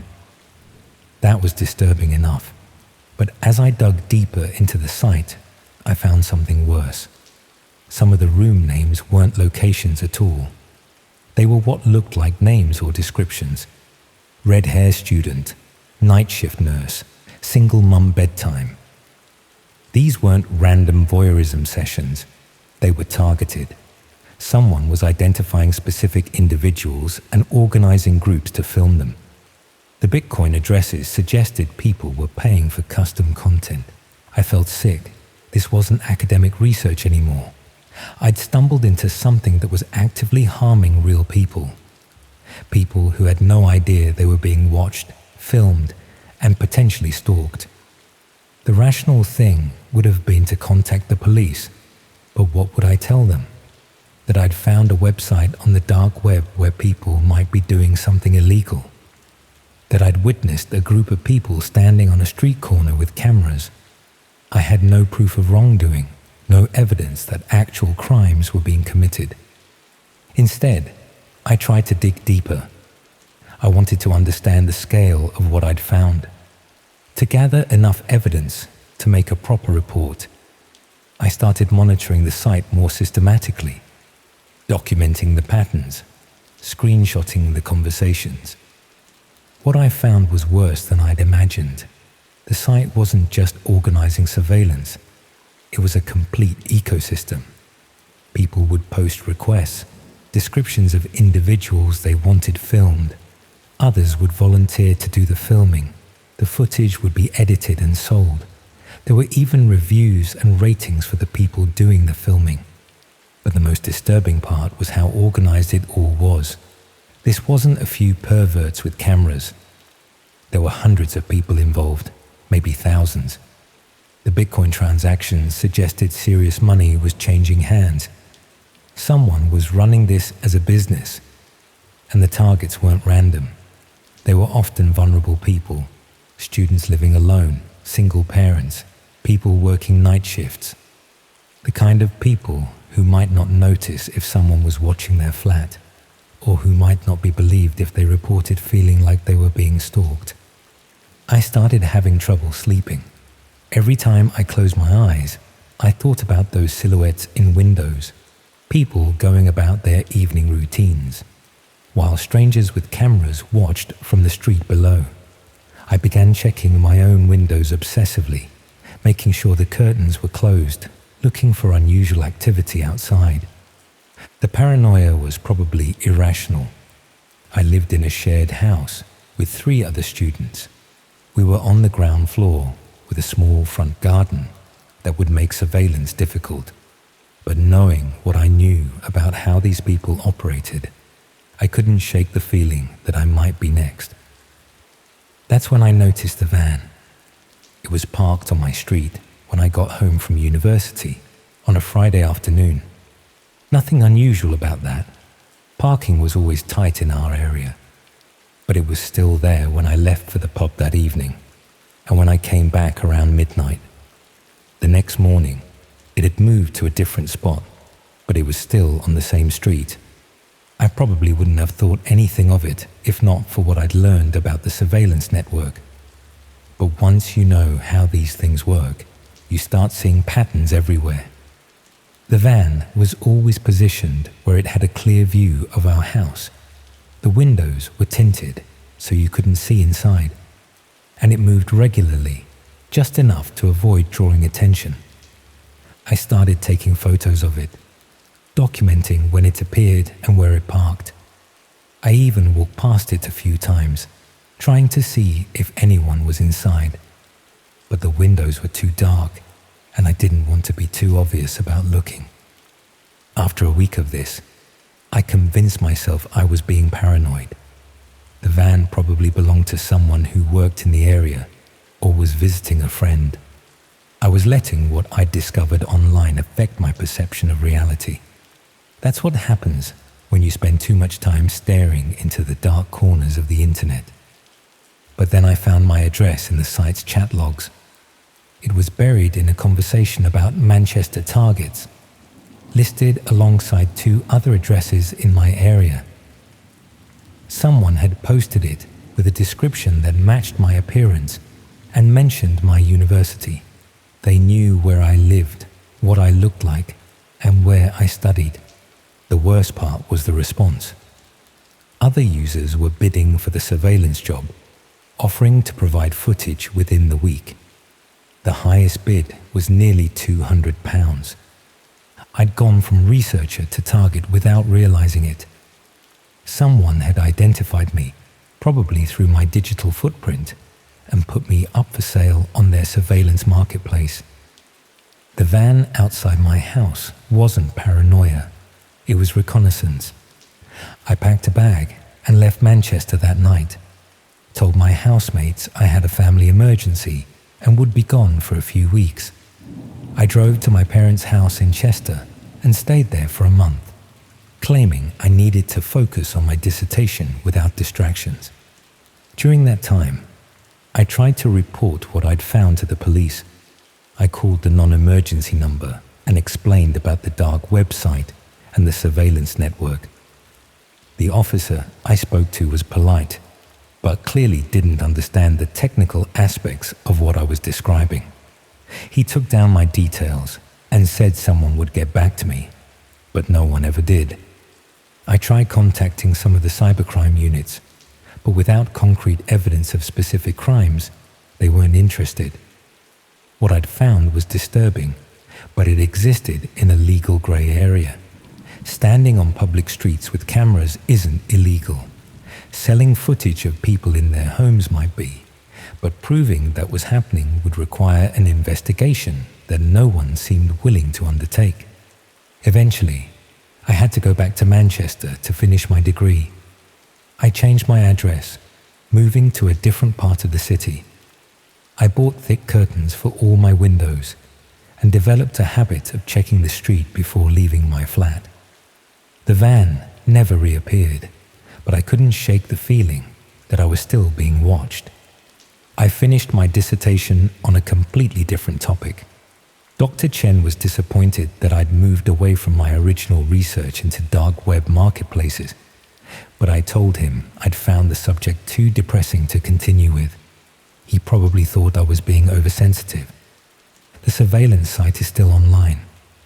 I check it occasionally, using different computers and IP addresses, just to see if it's still active. It is. The room names change, the coordinates shift to different cities, but the pattern continues. People gathering to film strangers, selling the footage to whoever wants to buy it. Sometimes I think about the person I saw in that window in Manchester. the silhouettes moving around their flat, completely unaware that 5 people were standing in the street below, recording their every movement. I wonder if they ever found out. I wonder if they ever felt that creeping sensation that someone was watching them, or if they just went about their life, never knowing that their privacy had been violated and sold to strangers online. The thing that disturbs me most isn't the surveillance itself, although that's bad enough. It's how organized it all is, how many people are involved, how much money is changing hands. What I found wasn't some small group of perverts with cameras. It was an industry. And if they could identify me from my digital footprint, if they could find my address and put me up for sale on their marketplace, then they can do the same to anyone. Your address might already be on one of those sites. Someone might already be bidding for footage of you going about your daily routine. You'll probably never know. That's the worst part. You'll never know if that van parked outside your house is just a van, or if someone inside is watching you through tinted windows. You'll never know if that person lingering on the street corner is just waiting for a bus, or if they're pointing a camera at your bedroom window. You'll never know, but now you'll always wonder. And that's exactly what they want.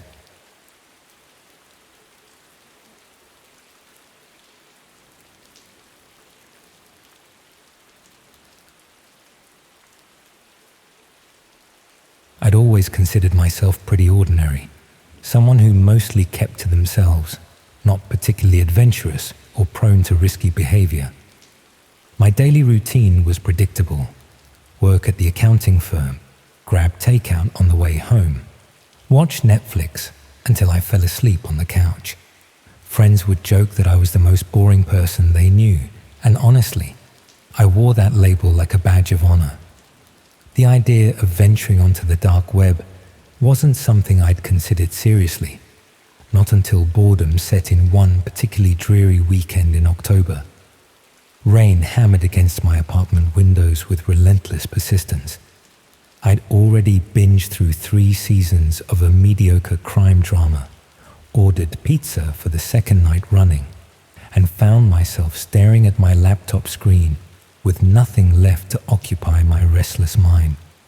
A few beers deep and curiosity nagging at me, I stumbled onto a vague forum post about hidden internet curiosities while browsing a tech subreddit. That's what they called them, curiosities, as if they were quaint, harmless antiques rather than the disturbing realities I'd soon uncover.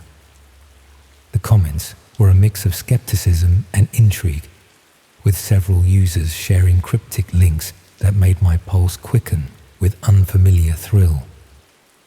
What started as idle clicking soon became methodical exploration. I downloaded Tor, configured my VPN, and followed increasingly complex instructions posted by anonymous users. Hours passed unnoticed as I navigated through forums dedicated to everything from cryptocurrency trading to philosophical discussions that seemed to exist in their own linguistic bubble. After poking around aimlessly, clicking through sites filled with broken images and unsettling chat rooms, I finally landed on something intriguingly cryptic. It was a minimalist web page. Stark black background with just a single white input box centered perfectly and a simple instruction. Enter invitation code to proceed. The page felt deliberately vague, designed to discourage casual browsers. Something about its austere design suggested serious purpose, as if whoever created it wanted only those truly committed to finding it.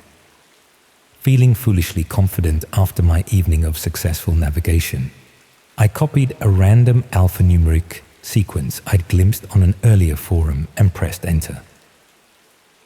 The screen shifted, and suddenly I was faced with a live video feed. At first glance, it seemed innocent enough, just grainy footage from what looked like someone's bedroom.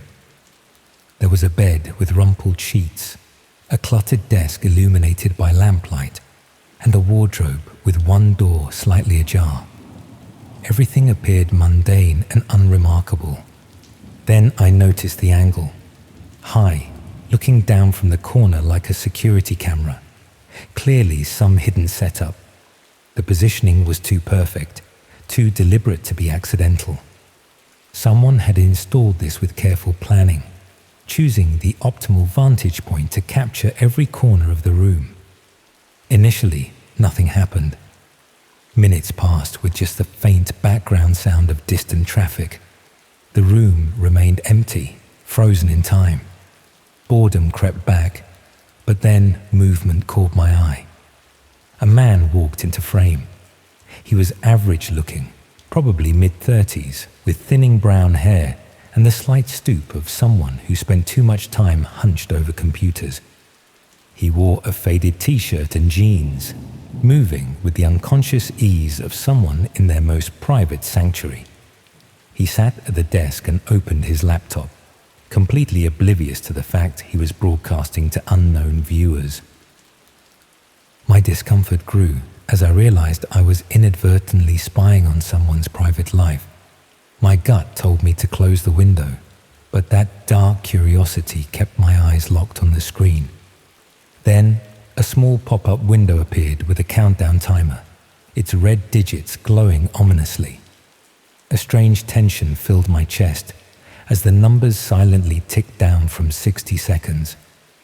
When it reached 0, another message appeared. Tonight's game has begun. Within minutes, the site's layout shifted. Chat messages began scrolling along the side of the video feed in a constant stream. Anonymous viewers were commenting in real time, their words creating a running commentary on the unsuspecting man's actions. "He always sits there first," wrote Darkwatcher47. "New viewer count, 847, noted system admin. "Ready to play?" demanded impatient one. The casualness was the most chilling aspect. These people discussed watching someone from behind a hidden camera as if it were routine entertainment. Then another interface element appeared, a sleek black box titled Choose an Action. My pulse quickened as the viewers began voting on disturbing options. Make a noise, unlock a door, cut the power. Unlock a door won by a significant margin. Seconds later, I heard a distinct mechanical click through my headphones. The man heard it too, his head snapping up with immediate alertness. He approached his bedroom door cautiously. When he tested the handle, it swung open freely, a door that had presumably been locked moments before. His confusion morphed into fear as he stepped into the hallway, checking around urgently before returning, visibly shaken. He tried to focus on his laptop, but kept glancing nervously at the door. The chat rejoiced. Another vote appeared. Knock loudly. Flicker lights. Call his phone. Knock loudly was chosen swiftly. 3 sharp, deliberate knocks echoed through the speakers. The man jumped up, now visibly terrified, moving frantically around his apartment, checking windows and locks with desperate precision. But then something unexpected happened. Instead of another vote, a single message appeared in the chat from system admin. Special viewer milestone reached, unlocking premium features. The interface changed completely. New options appeared that made my blood freeze. Release the photos, send the message, activate sleeper. The chat exploded with excitement. These weren't random pranks. This was systematic, organized, personal. Someone had been preparing for this moment, building towards something far worse than harassment. Send the message, won overwhelmingly. The man's laptop screen suddenly blazed with light. His face went white as he read whatever had appeared there. Then he began shaking his head, backing away from the desk, as if the computer had become dangerous. He grabbed his phone with trembling hands, dialing frantically. "Please," he said into the phone, his voice breaking through the audio feed. "You said you'd leave me alone if I..." The line went dead. He stared at the phone in horror, his laptop screen. Whatever he saw there made him sink into his chair, defeated. For the first time, he looked directly up at the camera, as if he'd always known it was there. "I can't," he whispered to the lens. "Not again." The chat went silent. Then came the final vote, with only one option: consequences. I watched in absolute horror as the live feed split into multiple views. The bedroom camera, a hallway camera I hadn't seen before, and what looked like feeds from outside his building. This wasn't random voyeurism. It was a carefully orchestrated trap that had been closing around him for who knows how long. The man sat frozen, staring at his laptop screen. On my screen, a countdown appeared, 000500, and ticking down. Then, without warning, my screen went black. A single line of text appeared. "Session ended. Welcome to the watchers." My browser closed itself. My laptop shut down completely. In the darkness of my apartment, I realized the rain had stopped, but I could hear something else now. Footsteps in the hallway outside my door. 3 deliberate knocks echoed through my apartment, and I understood with perfect clarity that I had never been watching at all.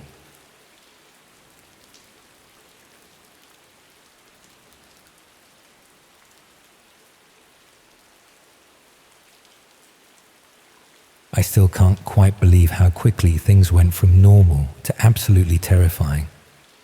2 months ago, I was just a minicab driver in Newcastle, trying to make ends meet after losing my warehouse job. Now I'm hiding in a service station near Durham, and tomorrow night I'm supposed to help transport someone to their death in a Red Room broadcast that I've been unknowingly facilitating for weeks. I've been driving for Galaxy Cars for about 6 months. It's not glamorous work, late nights, drunk passengers, navigating through traffic for what works out to less than minimum wage most shifts. But after the warehouse closed down, it was the only job I could get that didn't require waiting weeks for security clearances or training courses. You just need a clean license, a reasonably decent car, and the ability to deal with difficult people. The job that changed everything started in early October. I got a call from the dispatcher about a regular booking. Someone who needed transport twice a week, always the same route, always paid in cash. The customer was described as a professional gentleman who required discretion and reliability. The pay was better than usual, and regular bookings are gold dust in the minicab business. The passenger was a man in his 40s called Michael Stevens. He was always waiting outside when I arrived, always polite and professional, and never wanted to make small talk during the journey. The route was consistent: pick up from a residential address in Gosforth, drive to an industrial estate on the outskirts of the city, wait for about 2 hours, then drive him back home. Michael explained that he worked in media production and needed transport to a specialized facility where his company created content for online platforms. He said the work required unusual hours and that he preferred having a reliable driver rather than using different taxi services that might not understand his schedule. The industrial estate where I dropped Michael was one of those anonymous business parks filled with warehouses and small manufacturing units. The specific building he used was unmarked, with blackened windows and several high-end cars usually parked outside. During the 2-hour wait, I'd see other people arriving and leaving, all carrying equipment cases or technical gear. After several weeks of this routine, Michael started asking if I'd be interested in additional work. He needed someone to help with equipment transport, moving cameras, lighting gear, and computer systems between different locations. The pay was substantially better than driving, and Michael assured me the work was straightforward manual labor. I agreed to the additional work, partly for the money, and partly because I was curious about what kind of media production required such elaborate security and secrecy. Michael explained that his company created specialized content for niche audiences who paid premium rates for high-quality, authentic material. The equipment transport work involved loading and unloading professional-grade cameras, sophisticated lighting systems, and computer servers that seemed more advanced than anything I'd seen in normal television or film production. Everything was carefully packaged and required precise handling to avoid damage. Michael gradually introduced me to more aspects of his operation. He needed help setting up equipment in different locations, not just the industrial estate, but also residential properties and commercial spaces around Newcastle and the surrounding areas. The setups were always temporary, designed to be assembled quickly and dismantled without leaving traces. The locations varied, but they all shared certain characteristics: soundproofed rooms with controlled access, spaces that could be completely isolated from outside observation, and technical infrastructure that supported high-bandwidth internet connections. Michael explained that this variety was necessary for creating diverse content that would appeal to different audience preferences. As weeks passed, Michael began explaining more about his business model. His company produced what he called authentic interactive content for online platforms that specialized in realistic, unscripted material. Viewers paid substantial amounts for access to live streams that felt genuine rather than obviously staged or performed. The technical requirements for this content were demanding: multiple camera angles, professional lighting that could be adjusted in real time, audio systems that captured every detail, and streaming infrastructure that could handle thousands of simultaneous viewers without interruption. Michael's operation was sophisticated enough to meet these standards consistently. Michael also started discussing the importance of finding suitable performers for his content. He explained that the most valuable material featured people who provided authentic reactions to various situations. Viewers could distinguish between obvious acting and genuine responses. So his company specialized in creating scenarios that produced real emotions and reactions. About a month into the equipment work, Michael asked if I'd be interested in a different type of assignment.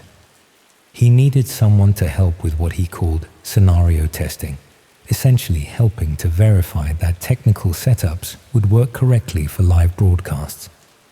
The pay for this work was even better, and Michael assured me it was just technical verification rather than actual content creation.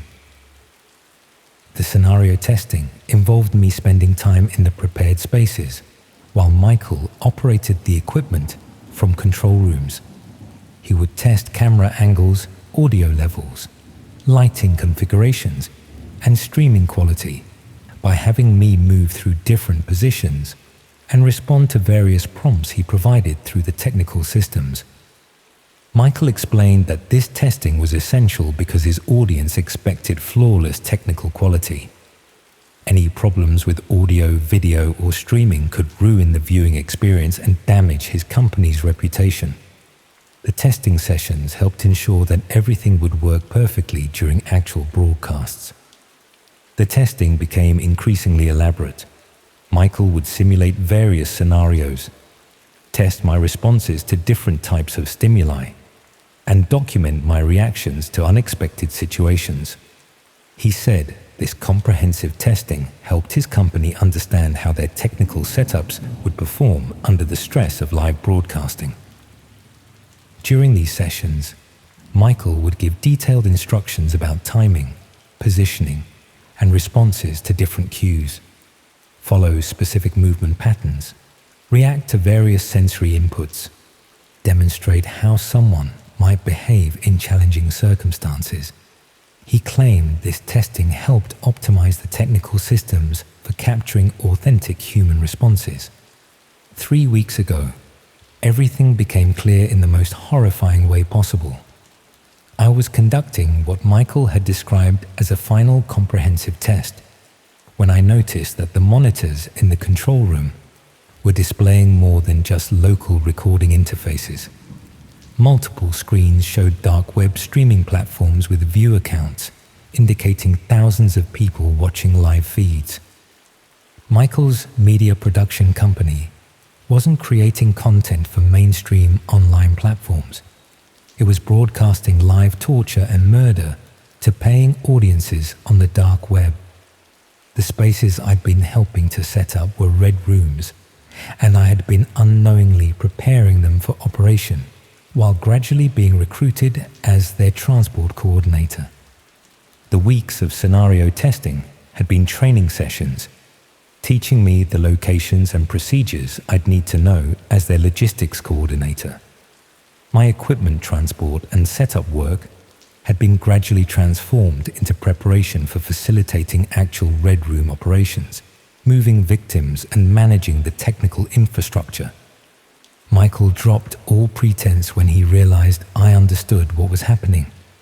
He calmly explained that minicab drivers were ideal logistics coordinators for his operation. They could transport victims without raising suspicion, had legitimate reasons for visiting multiple locations, and could move equipment between sites as part of their normal work routine. The industrial estate facility was just one node in a larger operation that used multiple locations across the Northeast. Michael's company specialized in identifying and recruiting people whose jobs provided cover for the gradual conditioning process required to create authentic dark web content. My scenario testing sessions had been training me for tomorrow night's operation. I'd been learning the procedures for transporting unwilling victims, understanding the technical requirements for live broadcasts, and becoming familiar with the security protocols necessary for avoiding detection during actual Red Room events. I managed to escape while Michael was distracted with technical preparations, but I know his surveillance network extends far beyond the locations I'd visited. They've been monitoring my communications, tracking my movements through the minicab company's GPS systems, and building detailed profiles of my personal life. Since leaving Newcastle, I've been moving between different locations, but they keep finding me. Messages sent to my phone despite changing numbers, people who seem to recognize me at petrol stations and service areas, evidence that my movements are being tracked through methods I don't understand. Yesterday, I received a package at the bed and breakfast where I'd been staying.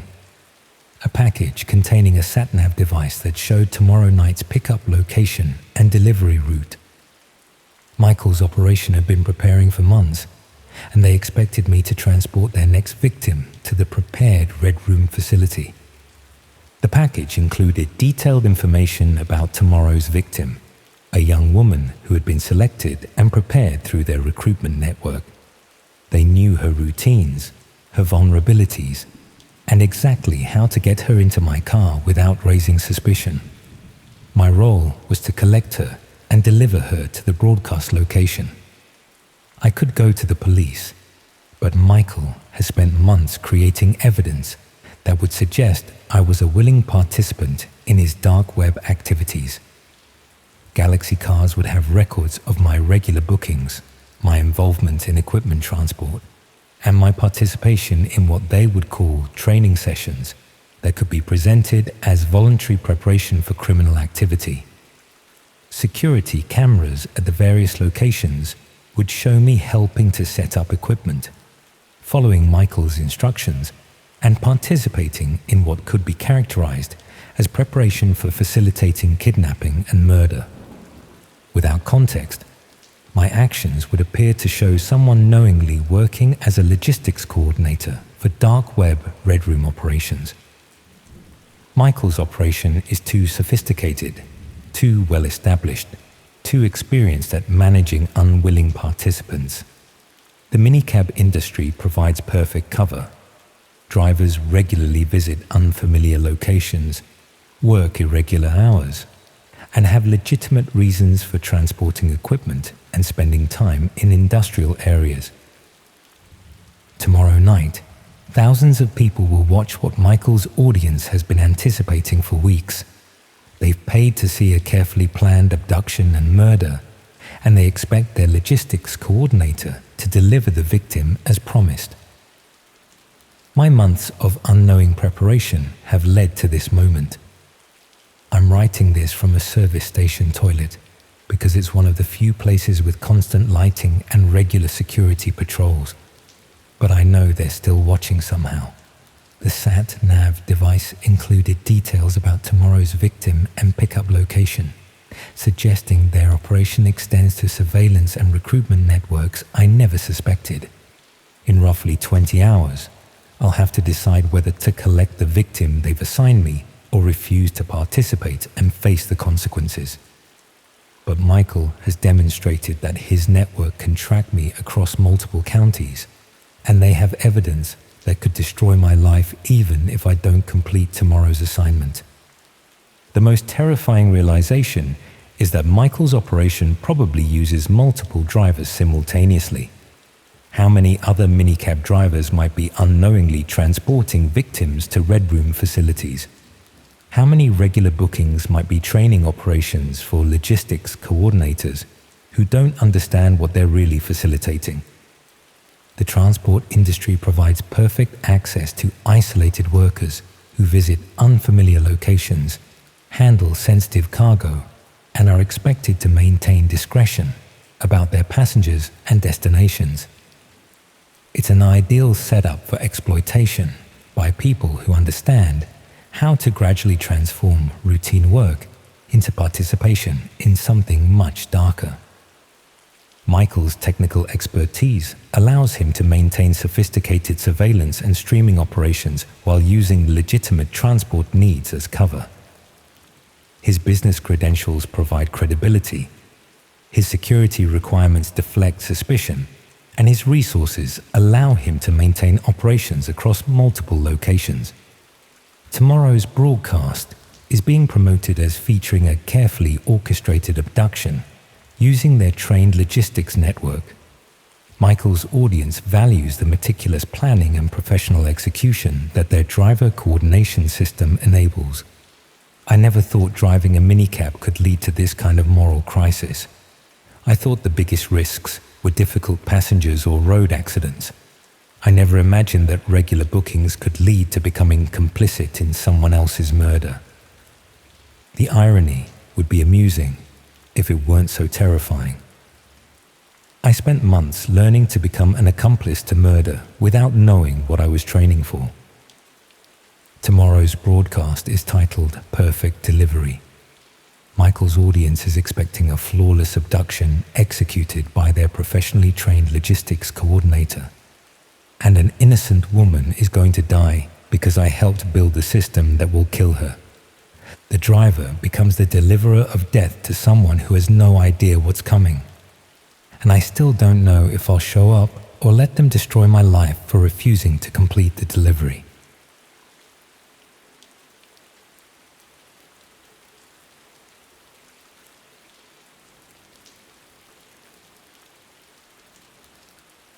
I never thought I'd be the type of person to stumble into something genuinely horrifying. Most people don't, I suppose. We go about our mundane lives assuming the worst things happen to other people in other places, never suspecting that horror might be actively seeking us out. It started with redundancy.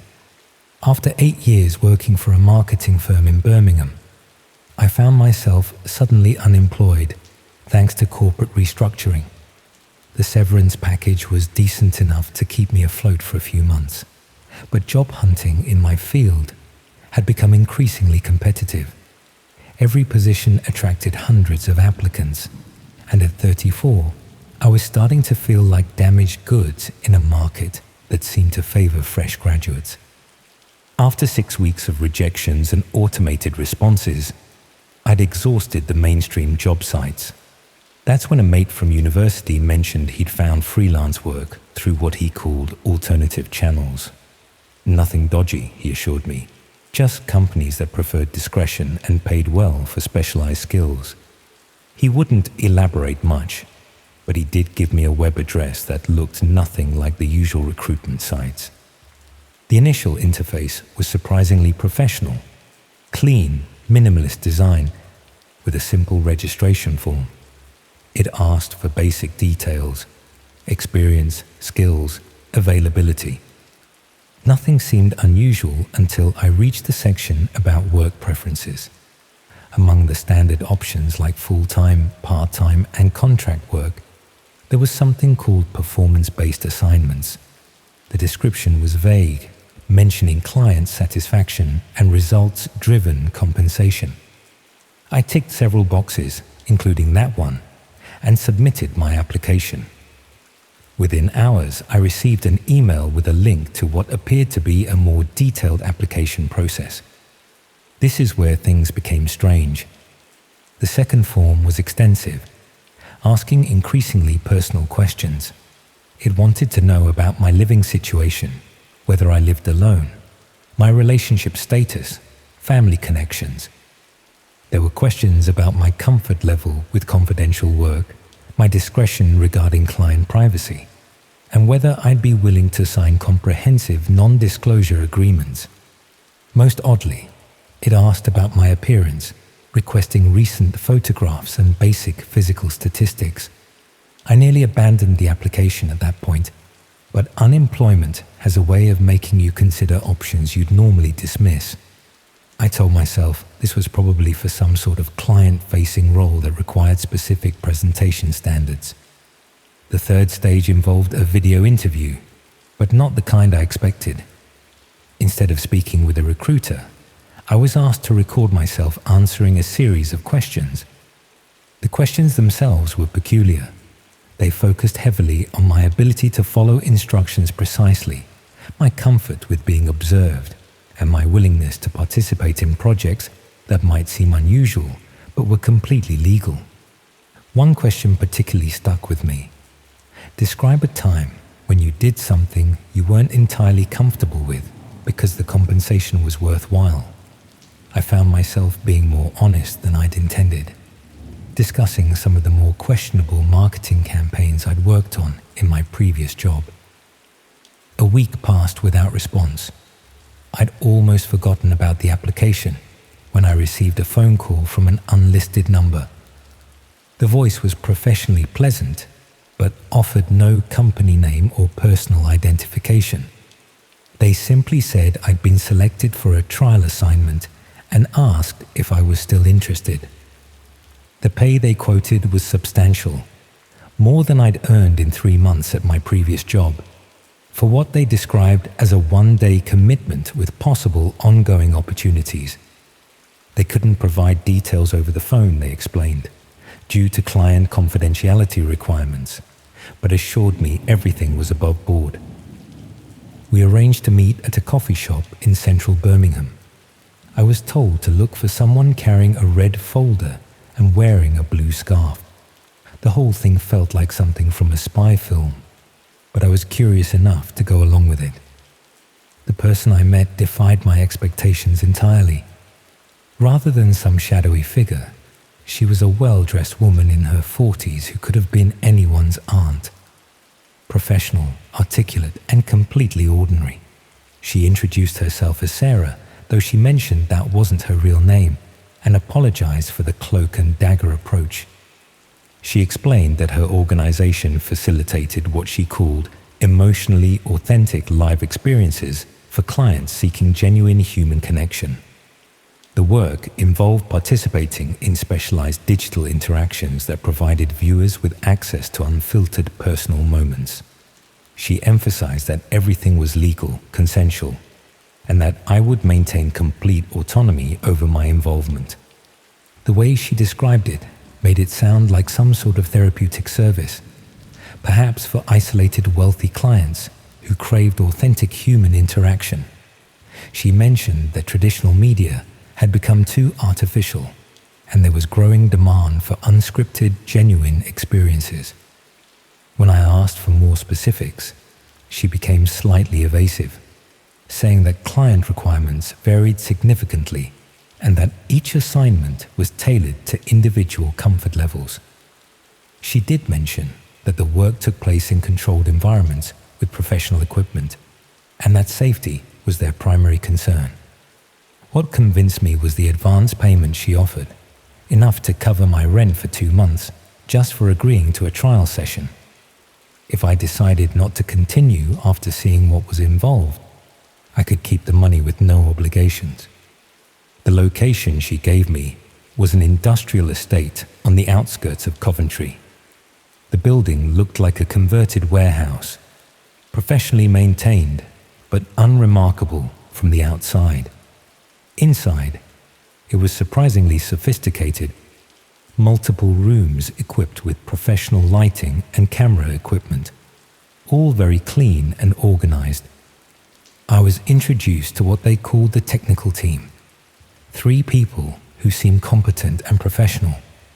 They explained that I'd be participating in a live broadcast to a select audience, following simple instructions from a director. The scenario, they said, would involve me responding to audience requests in real time, but nothing that would make me genuinely uncomfortable. The room I was brought to looked like a cross between a television studio and a comfortable living space. There were cameras positioned at various angles, professional lighting, and a comfortable chair positioned in the center.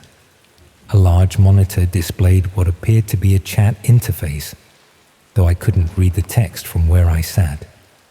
They fitted me with a small earpiece and explained that I'd receive instructions through it. The director would tell me what to do, and I should follow along naturally. They emphasized that if I became uncomfortable at any point, I could simply say so and the session would end immediately.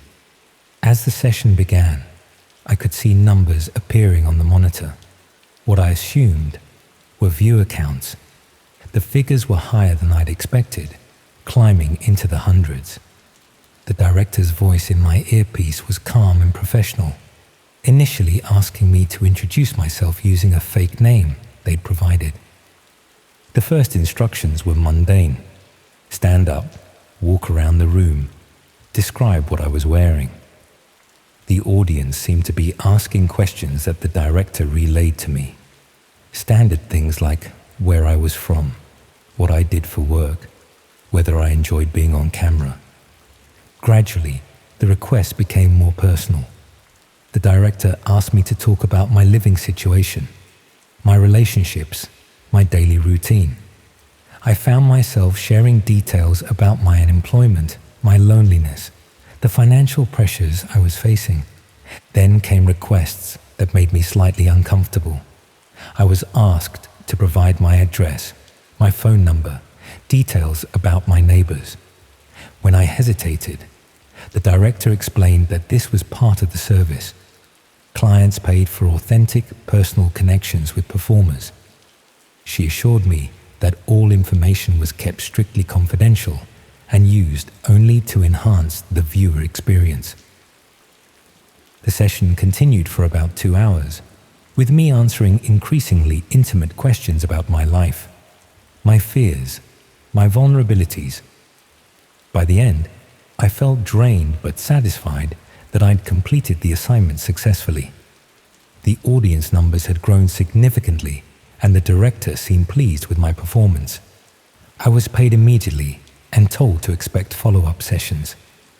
The money was exactly what I needed, and despite feeling slightly unsettled by some of the questions, I agreed to consider future sessions. Over the next few days, I noticed small things that bothered me. A car I didn't recognize parked across from my flat several times.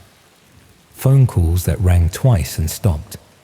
An envelope in my mailbox with no return address, containing only a photo of me walking to the shops.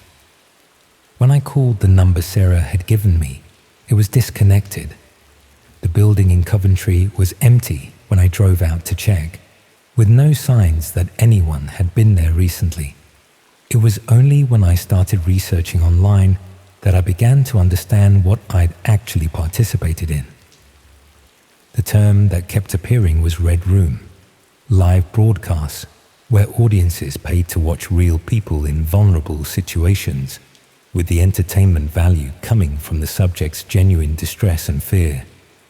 I realized that everything I'd shared during that session, my address, my routine, my vulnerabilities, had been broadcast to an audience that wasn't looking for entertainment in any conventional sense. They were looking for someone isolated, financially desperate, and emotionally fragile. The follow-up contact came exactly a week later, but not in the way I'd expected. Instead of a phone call or email, I found a note slipped under my door. It contained a single line. "Thank you for your application. The position is now permanent." That night, I noticed the car parked outside again, but this time I could see someone sitting in it, watching my windows. When I looked closer, I saw they were holding what looked like a high-end camera. I've been researching how to disappear completely, but I'm beginning to suspect it's too late for that. The audience I performed for wasn't just watching for entertainment. They were evaluating me for something much more permanent. The final confirmation came through a Reddit message from a throwaway account. Someone had sent me a link with a simple message. "Thought you should see this." The website was selling subscriptions to what it called ongoing lifestyle content. The preview thumbnail made my stomach drop. It was me sitting in my living room, photographed through my window. The monthly subscription price was higher than my old salary. I'm writing this from a hotel room in Manchester, but I don't think distance matters anymore. The internet has made geography irrelevant, and I've already given them everything they need to find me anywhere. The worst part is knowing that I applied for this myself, answered all their questions willingly, and provided them with a complete roadmap to my destruction. I was so focused on the immediate payment that I never considered what I was actually selling. If you're ever desperate enough to consider unconventional work opportunities, especially ones that seem too good to be true, please learn from my mistake. Some audiences aren't looking for performance, they're looking for victims.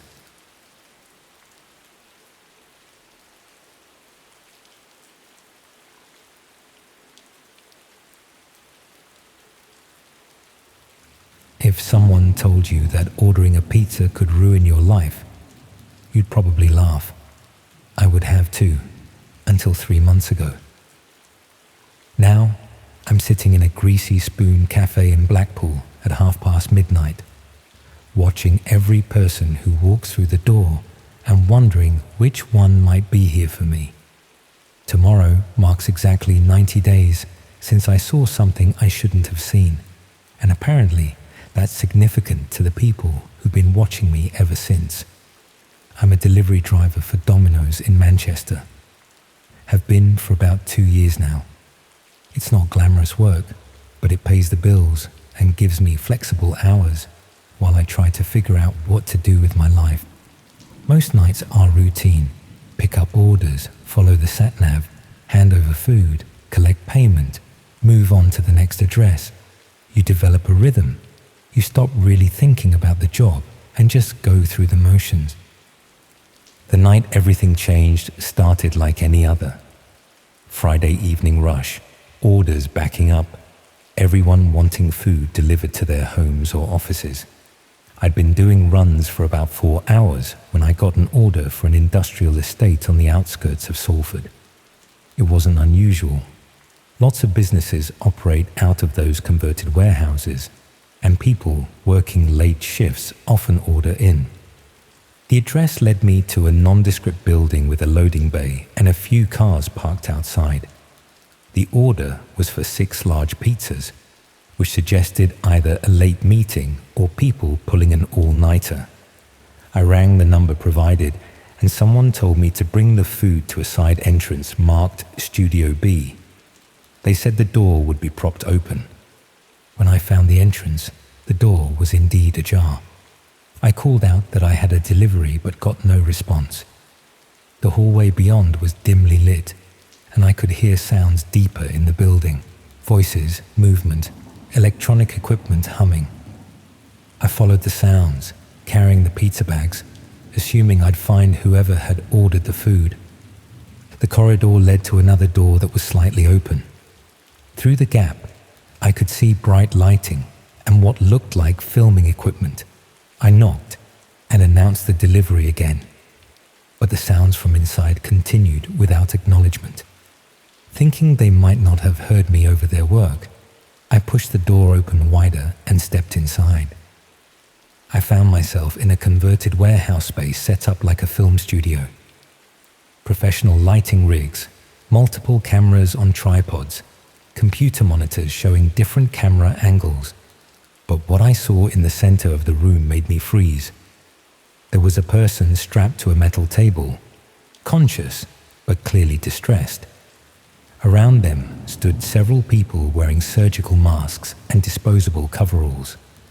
One was adjusting camera angles, while another was checking what appeared to be medical instruments laid out on a nearby tray.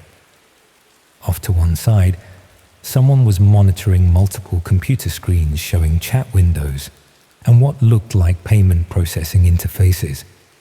The whole scene had a clinical, organized quality that made it somehow more disturbing than if it had appeared chaotic or improvised.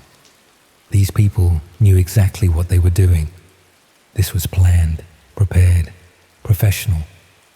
I must have made a sound, dropped the pizza bags or gasped, because suddenly everyone in the room turned to look at me. For a moment, nobody moved. Then one of them, a woman in scrubs, walked toward me very calmly.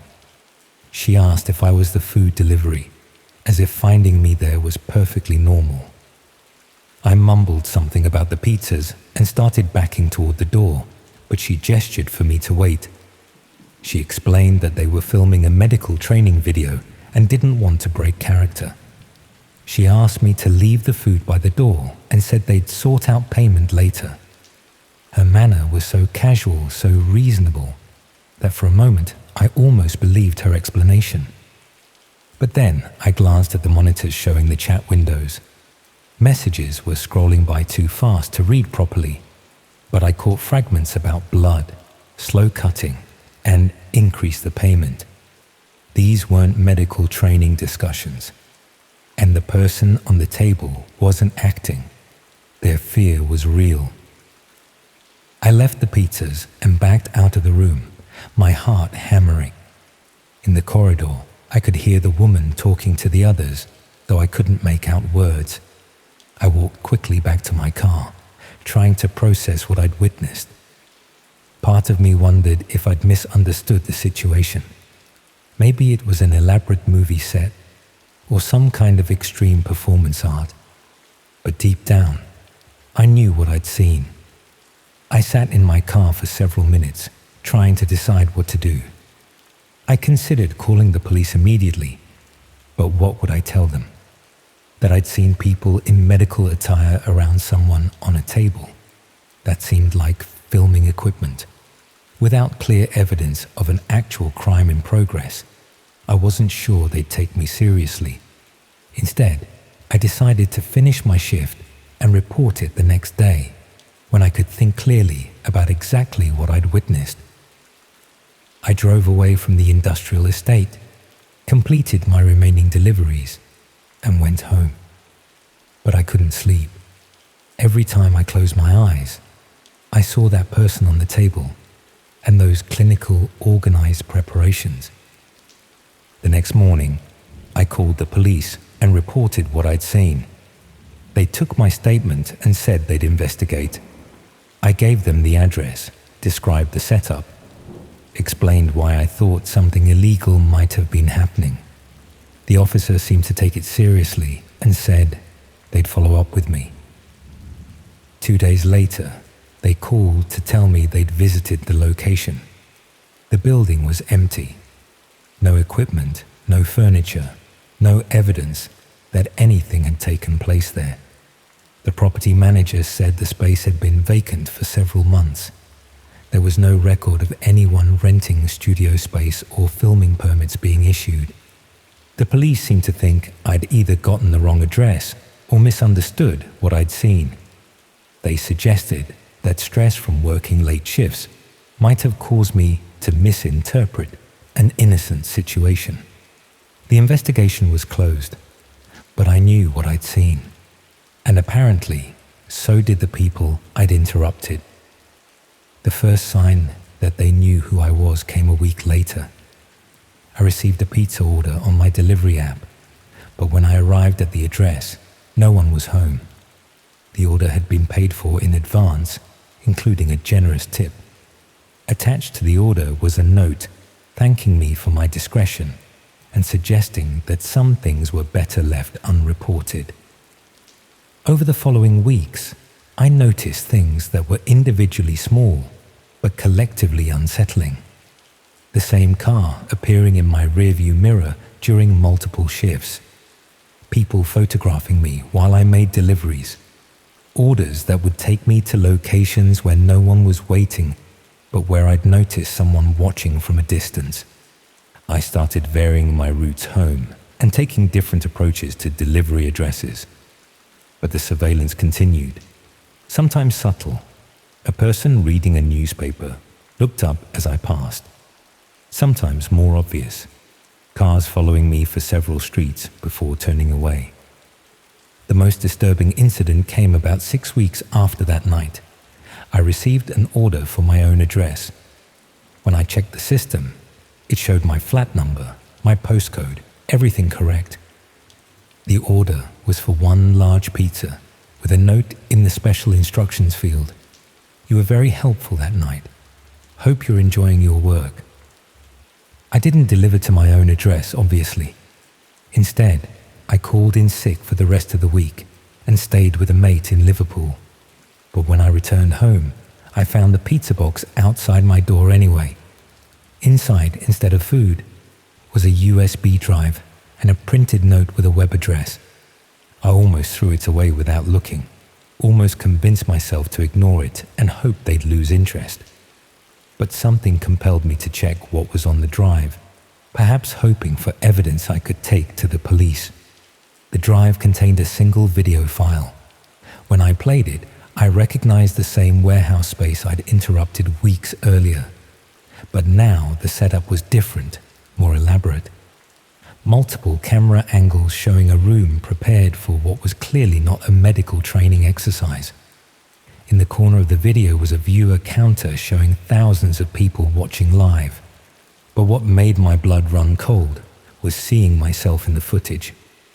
The video showed me entering the room with the pizza bags, surveying the scene, backing toward the door.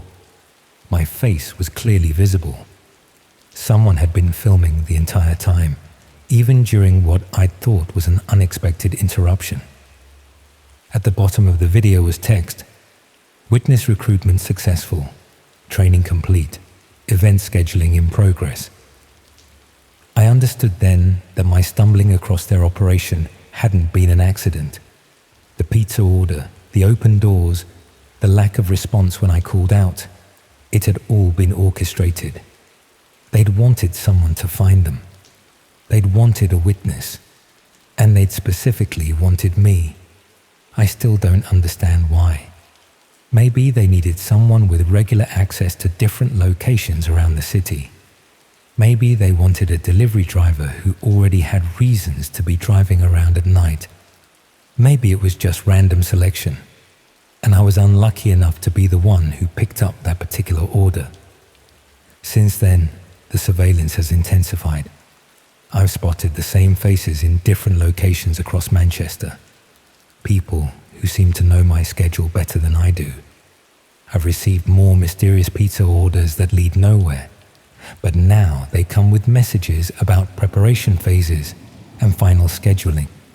3 days ago, I received the most explicit message yet.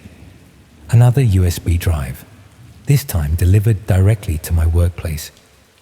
Inside was a video showing an empty room similar to the one I'd first discovered, but clearly in a different location. Concrete walls, better lighting, professional camera equipment, and in the corner, a countdown timer showing less than a week remaining. Below the video was an address in Blackpool and a date, tomorrow night. The message explained that my witness period was concluding and that it was time for me to transition to participant status. They provided details about travel arrangements, timing, and what they called viewer engagement protocols. They also mentioned that they'd identified my family members and knew their locations and routines. My sister in Leeds, my parents in their retirement flat, my nephew's school route. The implication was clear. Cooperation wasn't optional. I left Manchester immediately after receiving that message, took what cash I had and caught the first train to somewhere else. But Blackpool keeps calling to me. The address they provided, the appointment time tomorrow evening, the knowledge that thousands of people are already gathering online to watch whatever they have planned. I've tried going to different police stations in different cities, but without concrete evidence of immediate danger, and with my previous report having led nowhere, they treat me like someone having a mental health crisis. One officer suggested I seek counseling for work-related stress. The worst part is knowing that this whole system relies on witnesses like me, people who stumble into their operations and then become part of them. The cycle continues because each witness eventually becomes a participant, and each participant helps recruit the next witness. I think about that person I saw on the table months ago. Were they once a delivery driver who saw something they shouldn't have seen? A cleaner who walked into the wrong room? A maintenance worker who arrived at an inconvenient time? Everyone who ends up in those rooms probably started as an innocent bystander who witnessed something terrible. The counter on the latest video now shows tens of thousands of viewers waiting for tomorrow's event. People who've paid to watch, who can interact with what happens, who can influence the proceedings through their participation. I'm not just going to be a victim, I'm going to be entertainment. I keep thinking I should run further, get on another train, go to Scotland, leave the country if I can. But they found my family's information so easily. They tracked me across a city for months. How far could I really get before they'd find me again? The time is rapidly approaching. Less than 18 hours now. I should be terrified, but mostly I feel resigned. This was always where it was heading from the moment I walked into that warehouse with a pizza delivery. Everything since then has just been an extended preparation period, training me for this final role. Tomorrow night, thousands of people will watch me transition from witness to participant. The delivery driver who brought food to the wrong address will become the entertainment for those who've been preparing for this moment as long as I've been dreading it. I suppose I should have just left the pizzas in the corridor and walked away without investigating further. But curiosity has consequences, and sometimes the price of satisfying that curiosity is becoming the subject of someone else's. The countdown continues, the viewers await, and I still have a few hours to decide whether to run or to show up at that address tomorrow night.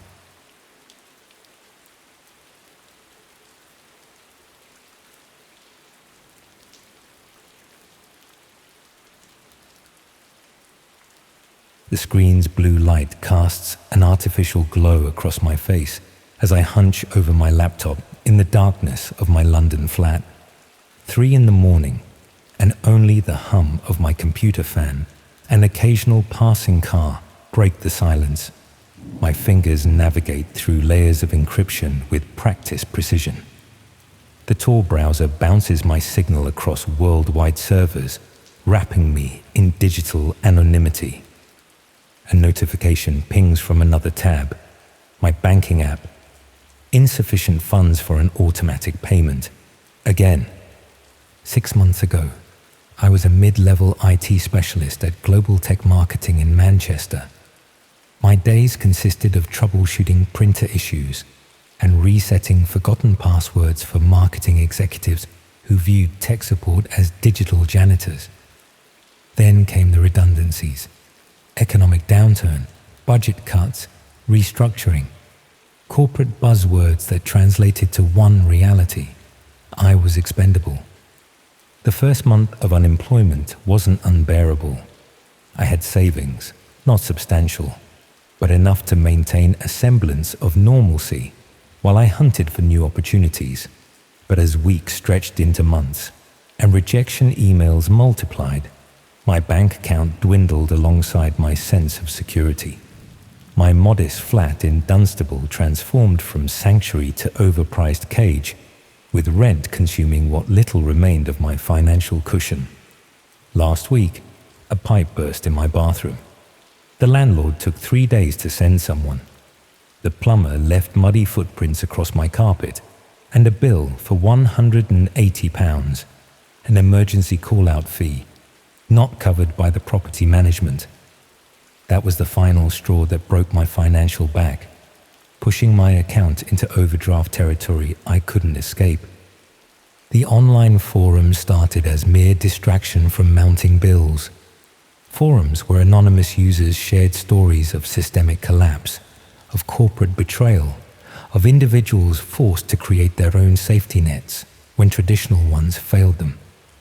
Initially, I viewed them with skeptical detachment, digital venting spaces for the disaffected, but their voices began to resonate, talking of systems designed to fail people like me, of self-reliance in a world of broken promises, of protection against worst-case scenarios that loomed ever closer. I discovered the forum thread after my 4th job rejection in a single day. When the system fails you, create your own security. Hundreds of comments from people sharing similar stories of economic freefall. Their solutions range from cryptocurrency investments to underground bartering systems to, more disturbingly, methods of personal protection outside legal frameworks. One comment caught my attention, linking to additional resources for serious researchers only. I clicked, expecting another forum. Instead, I found detailed instructions for accessing certain marketplaces on the dark web. The comment promised nothing, suggested nothing, but the implication was clear. When conventional options fail, unconventional ones await. For 2 weeks, I merely observed. Learned. I told myself it was academic curiosity, nothing more. Just another IT professional exploring the architecture of internet underspaces. I convinced myself I was maintaining professional knowledge, not preparing, not considering, just learning. Until tonight. The dark web marketplace glows on my screen, its rudimentary interface masking sophisticated security. I'd researched for weeks before attempting access, learning about cryptocurrency transactions, PGP encryption, and unwritten rules of these shadowy corners of the internet. My cursor moves methodically through categories: drugs, counterfeit documents, hacked accounts, stolen data. I navigate past them directly to hardware, a thin euphemism for weapons. Something flickers at my window, a reflection or shadow movement. I freeze, heart suddenly racing. After 30 seconds of paralyzed vigilance, I identify the source. Just the neighbor's security light, triggering from a passing cat. The momentary panic embarrasses me, but also reinforces my purpose. This growing fear, this constant vigilance, this is precisely why I'm here. I've never owned a gun, never fired one outside a controlled range during a stag do years ago. British firearms laws had always been a distant concept, irrelevant to my daily existence, but desperation rewrites principles with remarkable efficiency. Just insurance, I tell myself. Just control in an uncontrollable life. I select a Glock 19 from a highly rated vendor, gently used. Serial number removed. The Bitcoin price equals nearly £3,000. 2 months of my remaining savings, but safety transcends price tags. The vendor's profile shows hundreds of satisfied customers, with comments alluding to smooth transactions and quality merchandise. Their response time averages under 3 hours. Their rating, perfect 5 stars across 127 transactions. Too perfect. I hesitate, cursor hovering over the contact vendor button. In legitimate marketplaces, perfect ratings trigger suspicion. Inevitable dissatisfied customers, occasional misunderstandings, shipping damages. Perfection suggests manipulation. But here I am, considering an illegal purchase from an anonymous vendor with suspiciously perfect feedback. Desperation truly is the enemy of critical thinking. A sudden power fluctuation causes my lights to dim momentarily.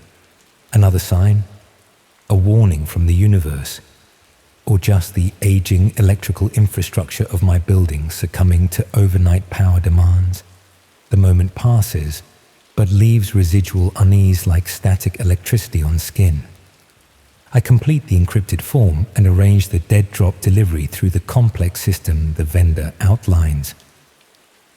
Transaction finished. I close my laptop. A strange chill spreads through my chest, replacing the momentary surge of purpose. I've stepped beyond the boundary I never thought I'd cross. The vendor's instructions are to wait for confirmation, anywhere from hours to days. Sleep becomes a luxury. I check my encrypted email constantly, twitching at every notification. My mind conjures worst-case scenarios: police at my door, bank accounts frozen, imprisonment. The irony doesn't escape me. Seeking security has made me more paranoid than ever.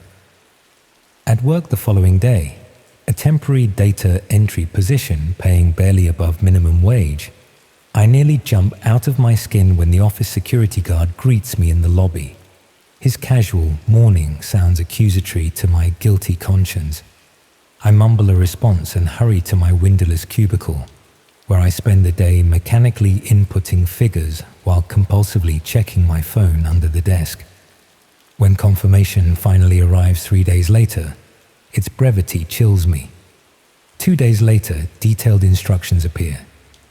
The exchange location, an abandoned industrial area outside Dunstable. Coordinates, time, 2 a.m. tomorrow. And warnings that deviating from protocol means cancellation without refund. Cash only, come alone. Follow specific routes to avoid CCTV cameras. Something about the precise nature of these arrangements triggers my first real unease. The vendor specified a meeting point that maximizes isolation. Strange for someone merely selling merchandise. A stray thought surfaces. What if the product isn't what's being valued in this transaction? I dismiss the paranoia, just nerves from crossing into illegality. That evening, I withdraw cash from scattered ATMs across town, never taking enough from any single machine to trigger reporting requirements. After the third withdrawal, my card declines.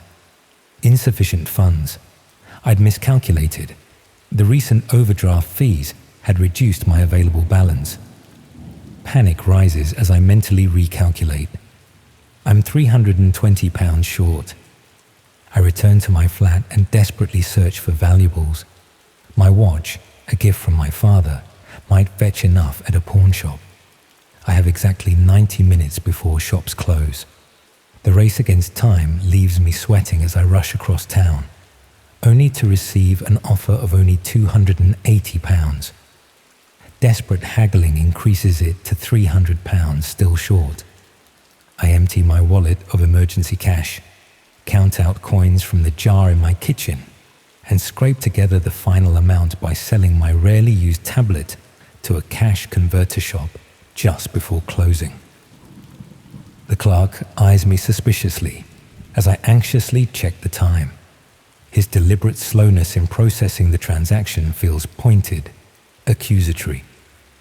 Back at my flat, I purchase a prepaid phone, black clothing, and gloves from unfamiliar shops. Each action minimizes my digital trail. Following advice from the forums that guided me here, The prepaid phone, a basic model requiring no identification, feels alien in my hand compared to my regular smartphone. Its primitive interface reminds me of devices from a decade ago. Functional but stripped down, anonymous, disposable, like unbecoming. As I lay out these items on my bed, doubt resurfaces. The arrangement feels overtly clandestine, even for an illegal weapons purchase. The vendor's rating was perfect, suspiciously so. 5 stars across dozens of transactions, without a single complaint or issue. In legitimate marketplaces, such perfection raises red flags about fake reviews. Why had I dismissed this in a space where deception carries far deadlier stakes? My phone buzzes. My landlord threatening eviction next week if rent remains unpaid. The hesitation dissolves. This is survival. This is reclaiming control. Even if the situation feels wrong. The alternative, homelessness, complete financial ruin, seems worse. I try to sleep before the night's activities, but achieve only fragmented consciousness, jerking awake from micro-dreams where police sirens wail or shadowy figures surround my bed. Each time, I check the clock. 10:47 p.m., 11:23 p.m., 12:05 a.m. The minutes crawl with excruciating slowness until it's time to prepare. The night of the exchange arrives with a sudden drop in temperature, unseasonably cold for September. I dress in black, hide the cash in my jacket's inner pocket, and slip the prepaid phone into my jeans. I leave my regular phone behind and take precautions the forums recommended, exiting through the rear door, following a winding path to a distant bus stop, paying fare with cash. On the night bus, only 3 other passengers ride. An elderly man who appears homeless, clutching a plastic bag of possessions. A young woman with headphones staring blankly out the window. And a middle-aged man in work clothes, likely finishing a late shift. Do any of them notice me? Do any of them care about my destination or purpose? The young woman briefly makes eye contact, then returns to her window vigil. The momentary connection sends a jolt of paranoia through me. Does she know? Could she possibly suspect? Dunstable's nighttime transformation renders familiar landmarks alien and threatening. The bus carries me to the industrial district's edge, where abandoned factories loom like fossilized behemoths against the moonlit sky. As I step off the bus, my footsteps echo against concrete with unsettling clarity in the stillness. The bus pulls away, its taillights diminishing into the distance, taking with them my last connection to civilization. I am truly alone now. Or am I? A fox darts across the road ahead, freezing momentarily in my sightline before vanishing into shadows. Its sudden appearance and disappearance leaves me unnerved, heart pounding against my ribs like it might break through. I check coordinates on the prepaid phone before venturing deeper into the derelict labyrinth. Without streetlights, I use the phone's flashlight in brief bursts that compromise my night vision and heighten my unease. Each shadow-cast building could conceal watchers. Each broken window might frame observing eyes. The isolation that earlier seemed like security protocol now feels like strategic vulnerability. A sudden noise, metal scraping against concrete, freezes me mid-step. I extinguish my light and press against a wall, listening intently. Seconds stretch into a full minute of silence.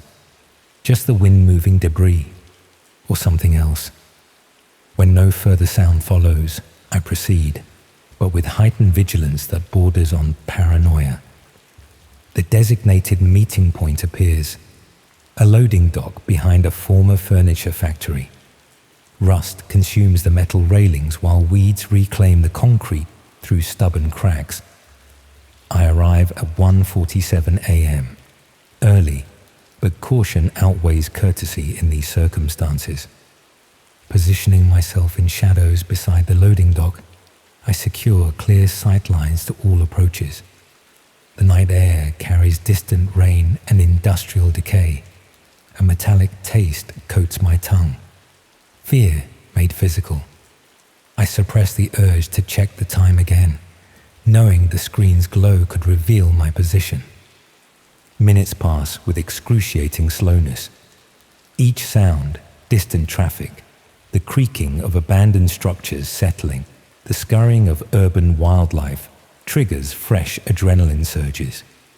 My muscles ache from sustained tension, ready to flee at the first sign of danger.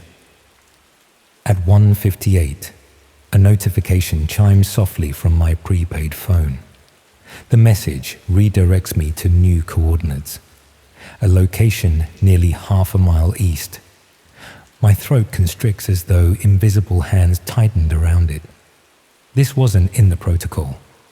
The vendor had been explicit about adherence to original instructions, warning that deviation would result in transaction cancellation.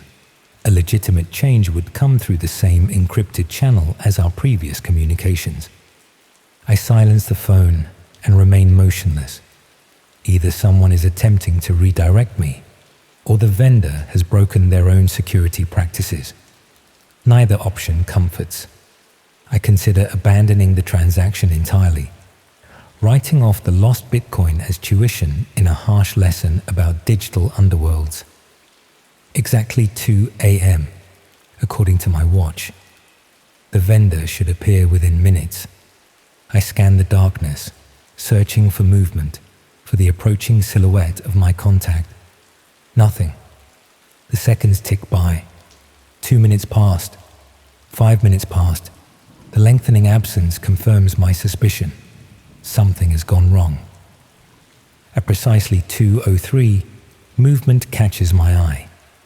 A lone figure emerges between distant buildings, approaching with deliberate, measured steps. They move with unsettling confidence, not the cautious manner of someone conducting illegal business, but the assured stride of someone navigating familiar territory. Something in that walk, too controlled, too precise, sends a warning pulse through my nerves. The figure stops 20 feet from the loading dock, head tilting mechanically as they scan the area. Their face remains hidden beneath a hooded jacket, but their posture screams predator, not merchant.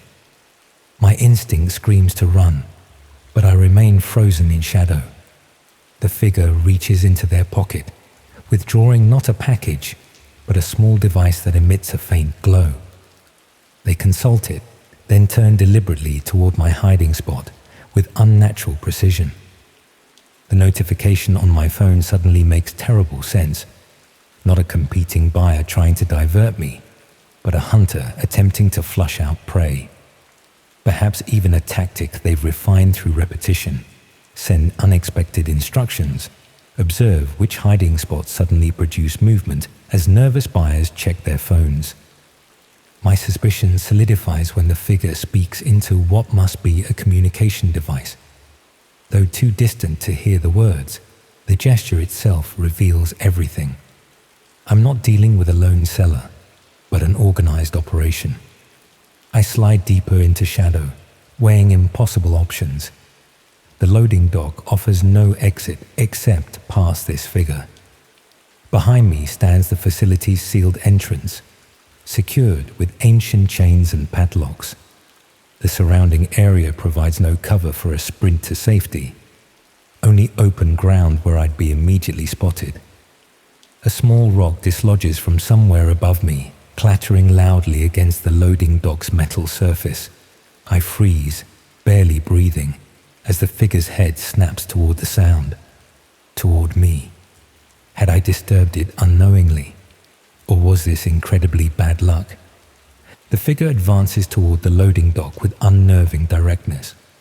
No hesitation, no searching. They know exactly where I am. I turn to the chain doors, my only chance. The padlock is substantial, but the hasp securing it to the door has corroded over decades of neglect. I brace against the door frame and pull the chain with desperate strength. Metal groans but holds.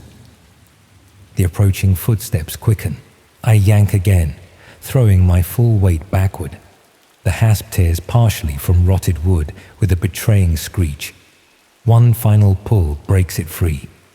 The chains slither through the handles as I slip inside, a beam of light slicing through the space I occupied seconds before. The abandoned factory's interior stretches before me, a cathedral of shadows. Moonlight filtering through broken windows reveals a vast production floor littered with debris, fallen ceiling tiles, shattered glass, remnants of human occupation. The air thickens with dust and decay, carrying the musty scent of forgotten places. My lungs protest with the urge to cough, but survival instinct suppresses the reflex. I navigate primarily by touch, putting distance between myself and the entrance. Behind me, chains rattle as my pursuer discovers my escape route. They'll follow within seconds. I need to find hiding space or another exit.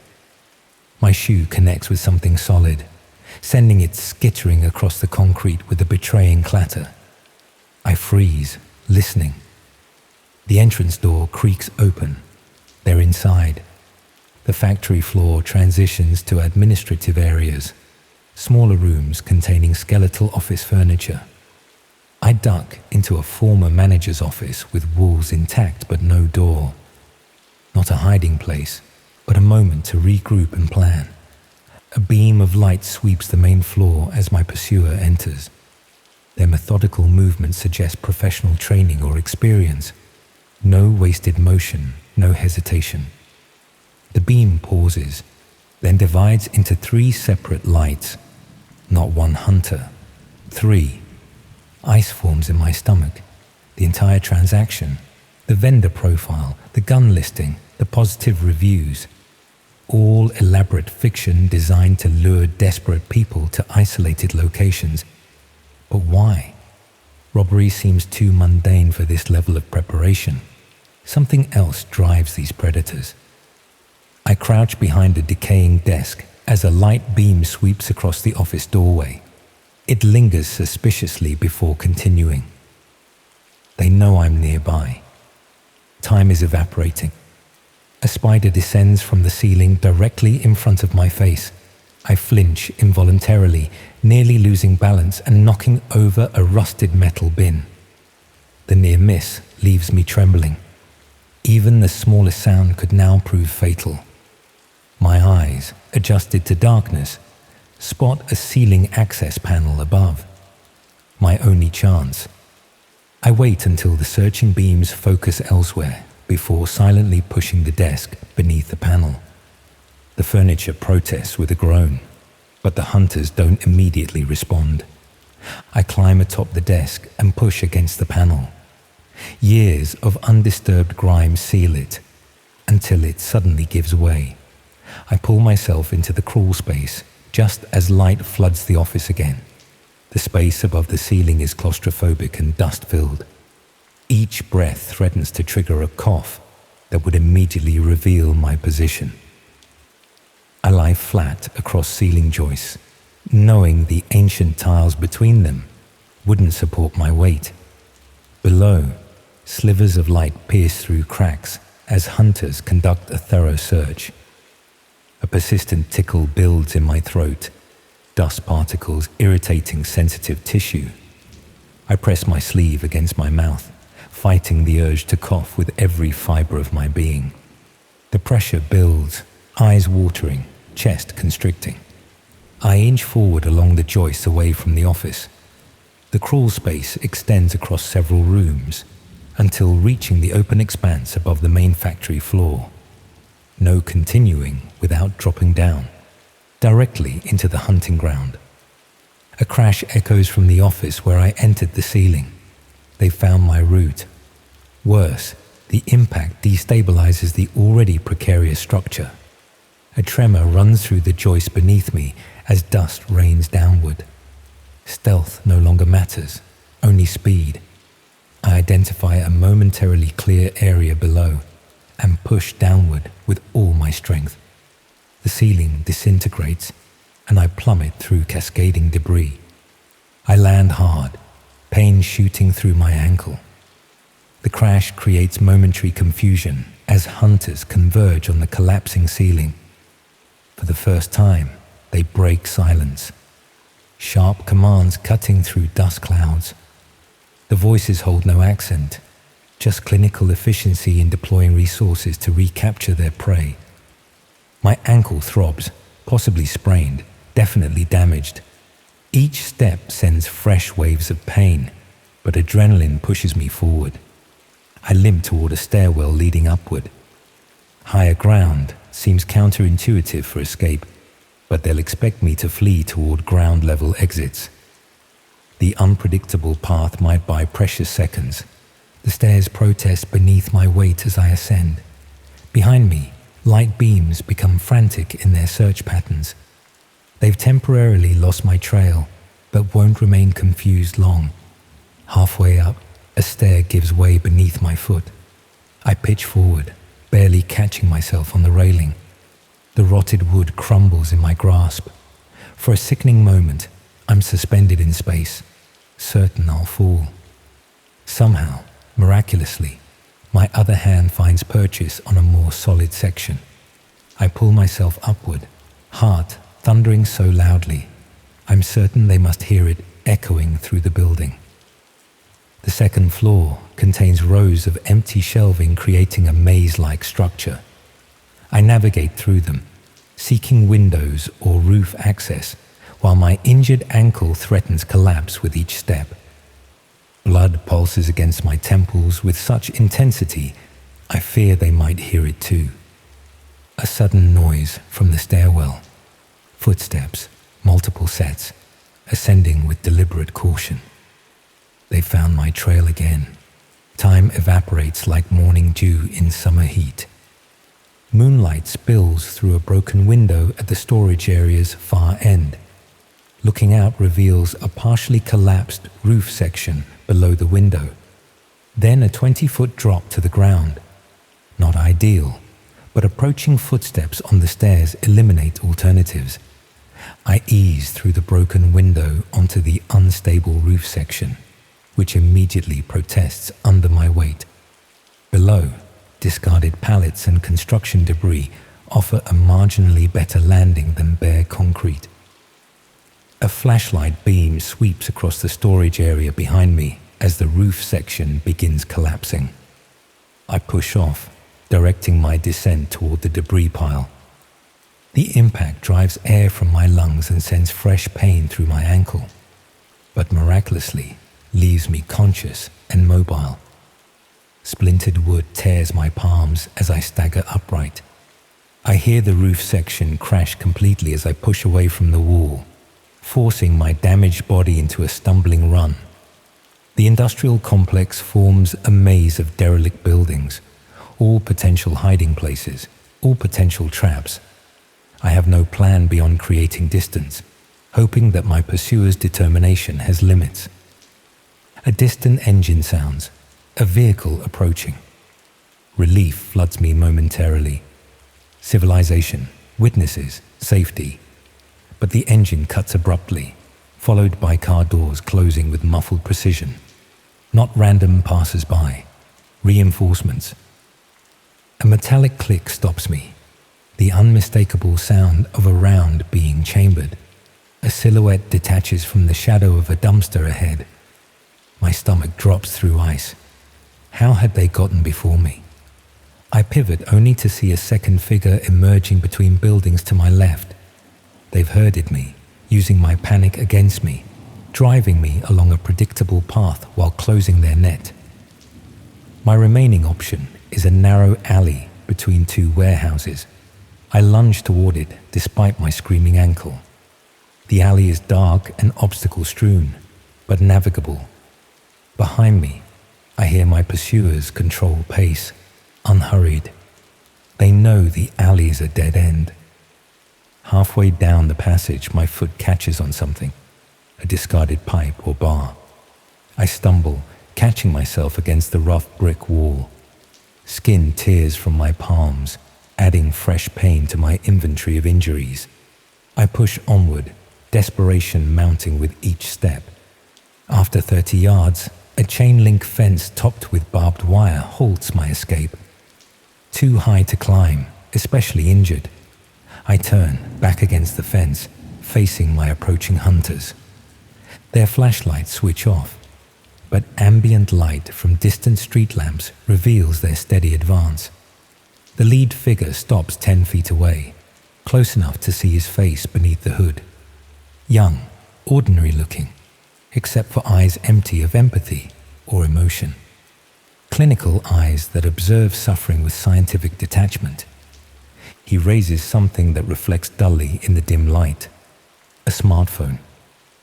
On its screen, my photograph, taken from social media I'd deleted months ago. Beside it, information I'd believed private.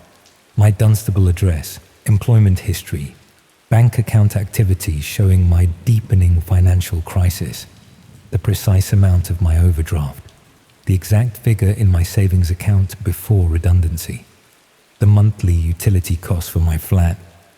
The gun was never real. It was bait, selected based on digital breadcrumbs revealing my desperation. Everything, from forum posts resonating with my fears to the vendor's high rating, was crafted to lead me here, to this alley, to this moment. Understanding freezes my blood more effectively than fear. I wasn't randomly selected. I was profiled, studied, and targeted with the precision of commercial algorithms that determine which advertisements we see online. Except this campaign's conversion goal wasn't purchase, but capture. The young man pockets the phone and withdraws a real gun from his jacket. Behind him, the second hunter raises what I now recognize as a camera, its recording light blinking steadily. The third blocks any slim hope of escape. The details of my financial life appear on a device screen. My monthly internet costs, my VPN subscription fee, the precise amounts withdrawn from cash machines across Dunstable over the past week. They've catalogued my desperation in sterile spreadsheet format, treating my gradual economic collapse as clinical data points. They hadn't just tracked my digital movements. They'd invaded every aspect of my digital life. The leader aims at my chest with mechanical precision.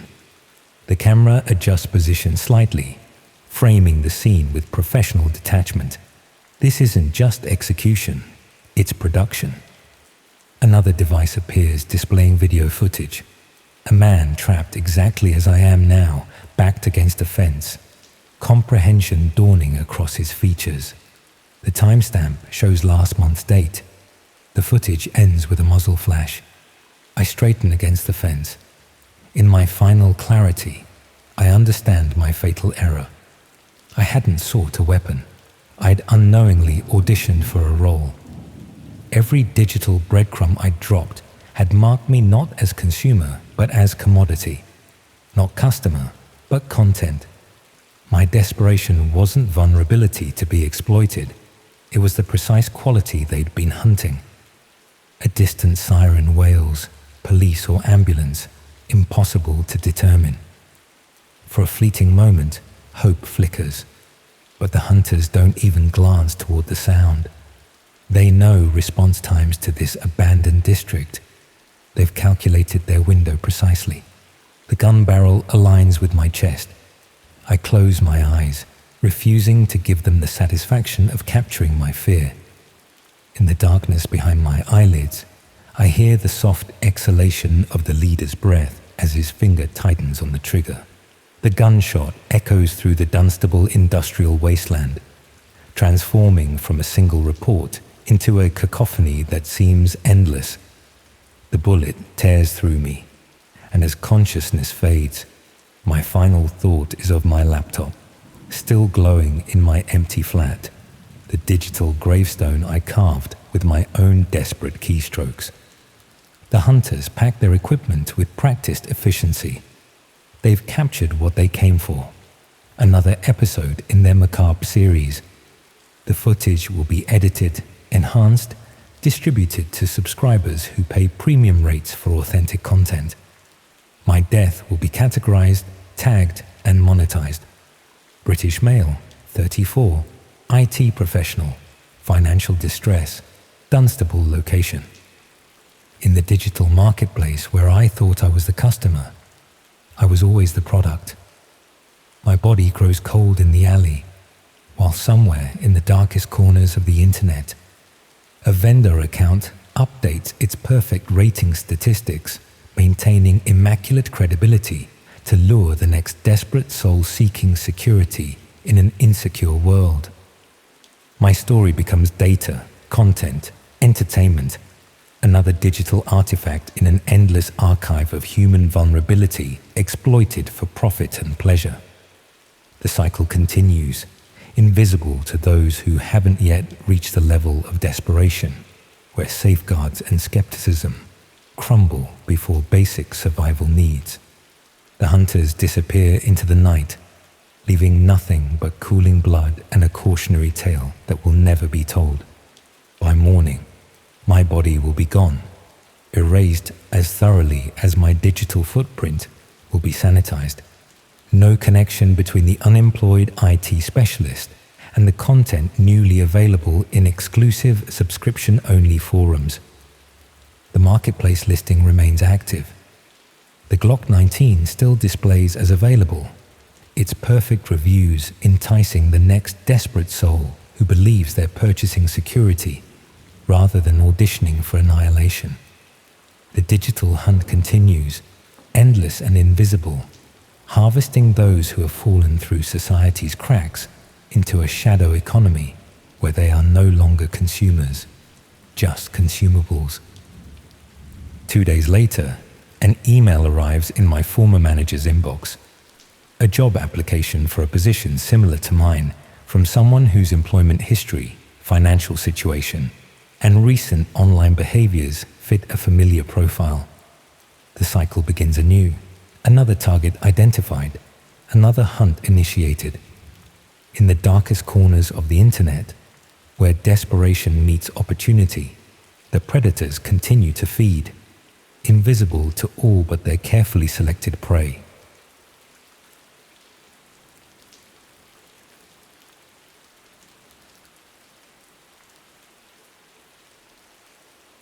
Every broken bone in my body seems to ache when it rains, each healed fracture a permanent barometer of the approaching storm. The doctors call it traumatic arthritis, a clinical term that fails to capture how these weather-induced pains transport me instantly back to that underground car park beneath the abandoned shopping centre in East London, where my blood seeped into concrete, while anonymous figures in the dark web shadows placed bets on whether I would survive the next 3 minutes. I wasn't always this collection of poorly mended injuries and night terrors. Before that night, I was simply Danny, a former amateur boxer who'd never quite made it, working as a personal trainer at a chain gym while nursing fading dreams and mounting debts. The boxing had been clean, regulated, with referees and rules and medical staff. Not spectacular enough to earn a living, but enough to give me the dangerous illusion that I understood violence, that I could control it, contain it within the boundaries of sport. That misplaced confidence is what made me vulnerable to Kev's offer. Kev trained at my gym, quiet, well-dressed, always slipping me extra cash for private sessions. He'd watch me demonstrate combinations with an intensity that I mistook for admiration, asking questions about my fighting career, about the rush of competition, about whether I missed it. When he mentioned a private fighting event looking for experienced boxers, offering a single night's purse equivalent to 3 months of my salary, the sensible part of my brain raised immediate objections. No legitimate promoter operated that way, but financial desperation has a way of silencing those protective instincts, of recasting red flags as opportunities if you squint hard enough. The night of the event, Kev picked me up in a black Range Rover with tinted windows. I remember feeling a flicker of unease at the absence of other fighters. At the roundabout route we took through progressively industrial areas of the city, when we finally arrived at the abandoned shopping center, its boarded windows and graffiti-covered walls barely visible in the dim streetlights. That unease crystallized into genuine apprehension. This didn't look like any venue that would host a legitimate sporting event. Still, with the promised payment clouding my judgment, I followed Kev through a service entrance and down concrete stairs into the car park below. The space had been transformed in a way that momentarily reassured me. Portable floodlights illuminated a central area where a fighting ring had been constructed. Not the standard boxing ring with its ropes and canvas, but a circular space delineated by chain-link fencing anchored to the concrete floor. Around this makeshift arena, folding chairs accommodated perhaps 30 spectators, all men in expensive casual wear, many with tablets or phones in hand. The technical setup was surprisingly sophisticated. Multiple cameras mounted at different angles, a dedicated area with monitors and mixing equipment, a satellite uplink station that seemed excessive for an underground event. A man in a tailored suit approached, conducting a brisk assessment that felt more veterinary than medical. He checked my pupils, tested my reflexes, examined my hands and former injuries with detached professionalism. Throughout this examination, I noticed Kev speaking with another man who appeared to be coordinating the event, gesturing occasionally in my direction while looking at something on a laptop screen. It was only later that I understood they were reviewing my fighting record, my physical specifications, my potential market value to their audience. They led me to a preparation area partitioned off by plastic sheeting, where I changed into the plain black shorts they provided. No protective gear was offered, no gloves, no mouth guard, no hand wraps. When I questioned this, Kev explained this was old school bare knuckle style, with a grin that didn't reach his eyes. As I waited, I overheard fragments of conversation from the technical area nearby, references to stream quality, betting interfaces, and premium viewers. One phrase in particular lodged in my memory. Dark web traffic is peaking. They're waiting for the fresh meat. That was the moment reality began to fracture around me. The comforting narrative of an underground boxing match dissolving into something far more sinister. These weren't fight promoters. They were content producers for dark web audiences, broadcasting violence to viewers who paid substantial sums to watch real, unregulated combat with no rules or limitations. I considered leaving, manufacturing some excuse, but 2 security personnel had positioned themselves by the only exit, their attention fixed steadily on me. When they finally led me to the fighting area, my opponent was already waiting.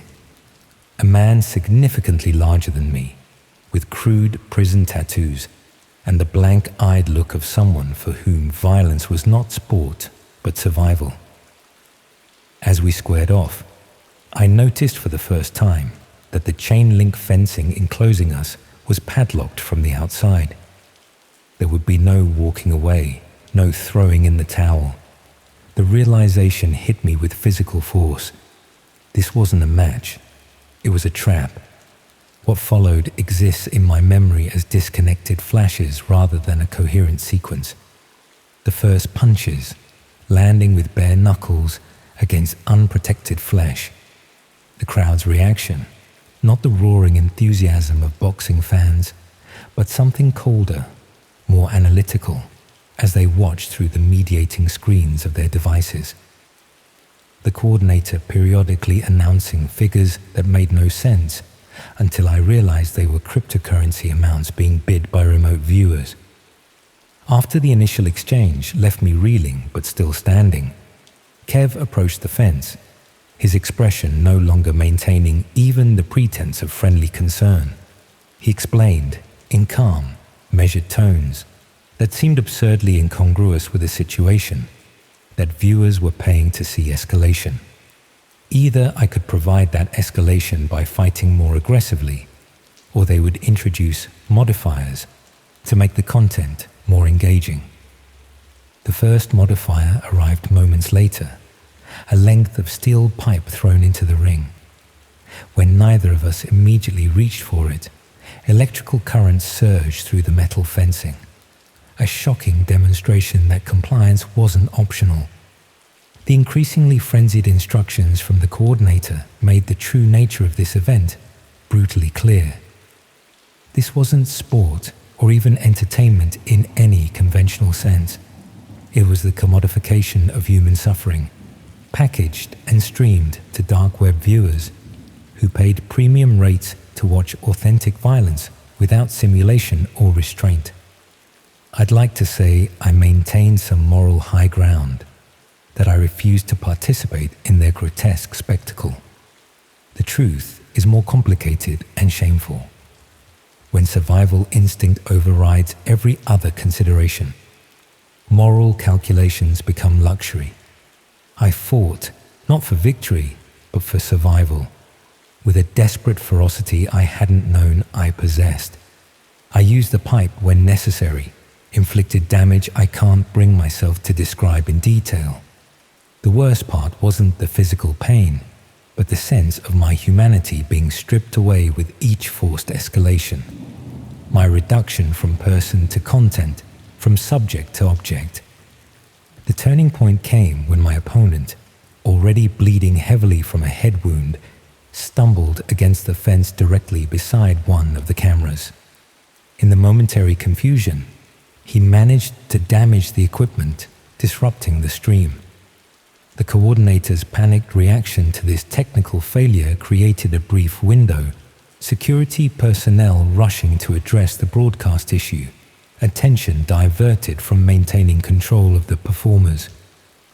In that chaotic moment, another fighter was brought in to replace the damaged content, a terrified young man who couldn't have been more than 20, clearly not there by choice. As they unlocked the fence to push him in, I saw my only opportunity. I lunged through the opening, swinging the pipe with all my remaining strength at the coordinator's mixing equipment.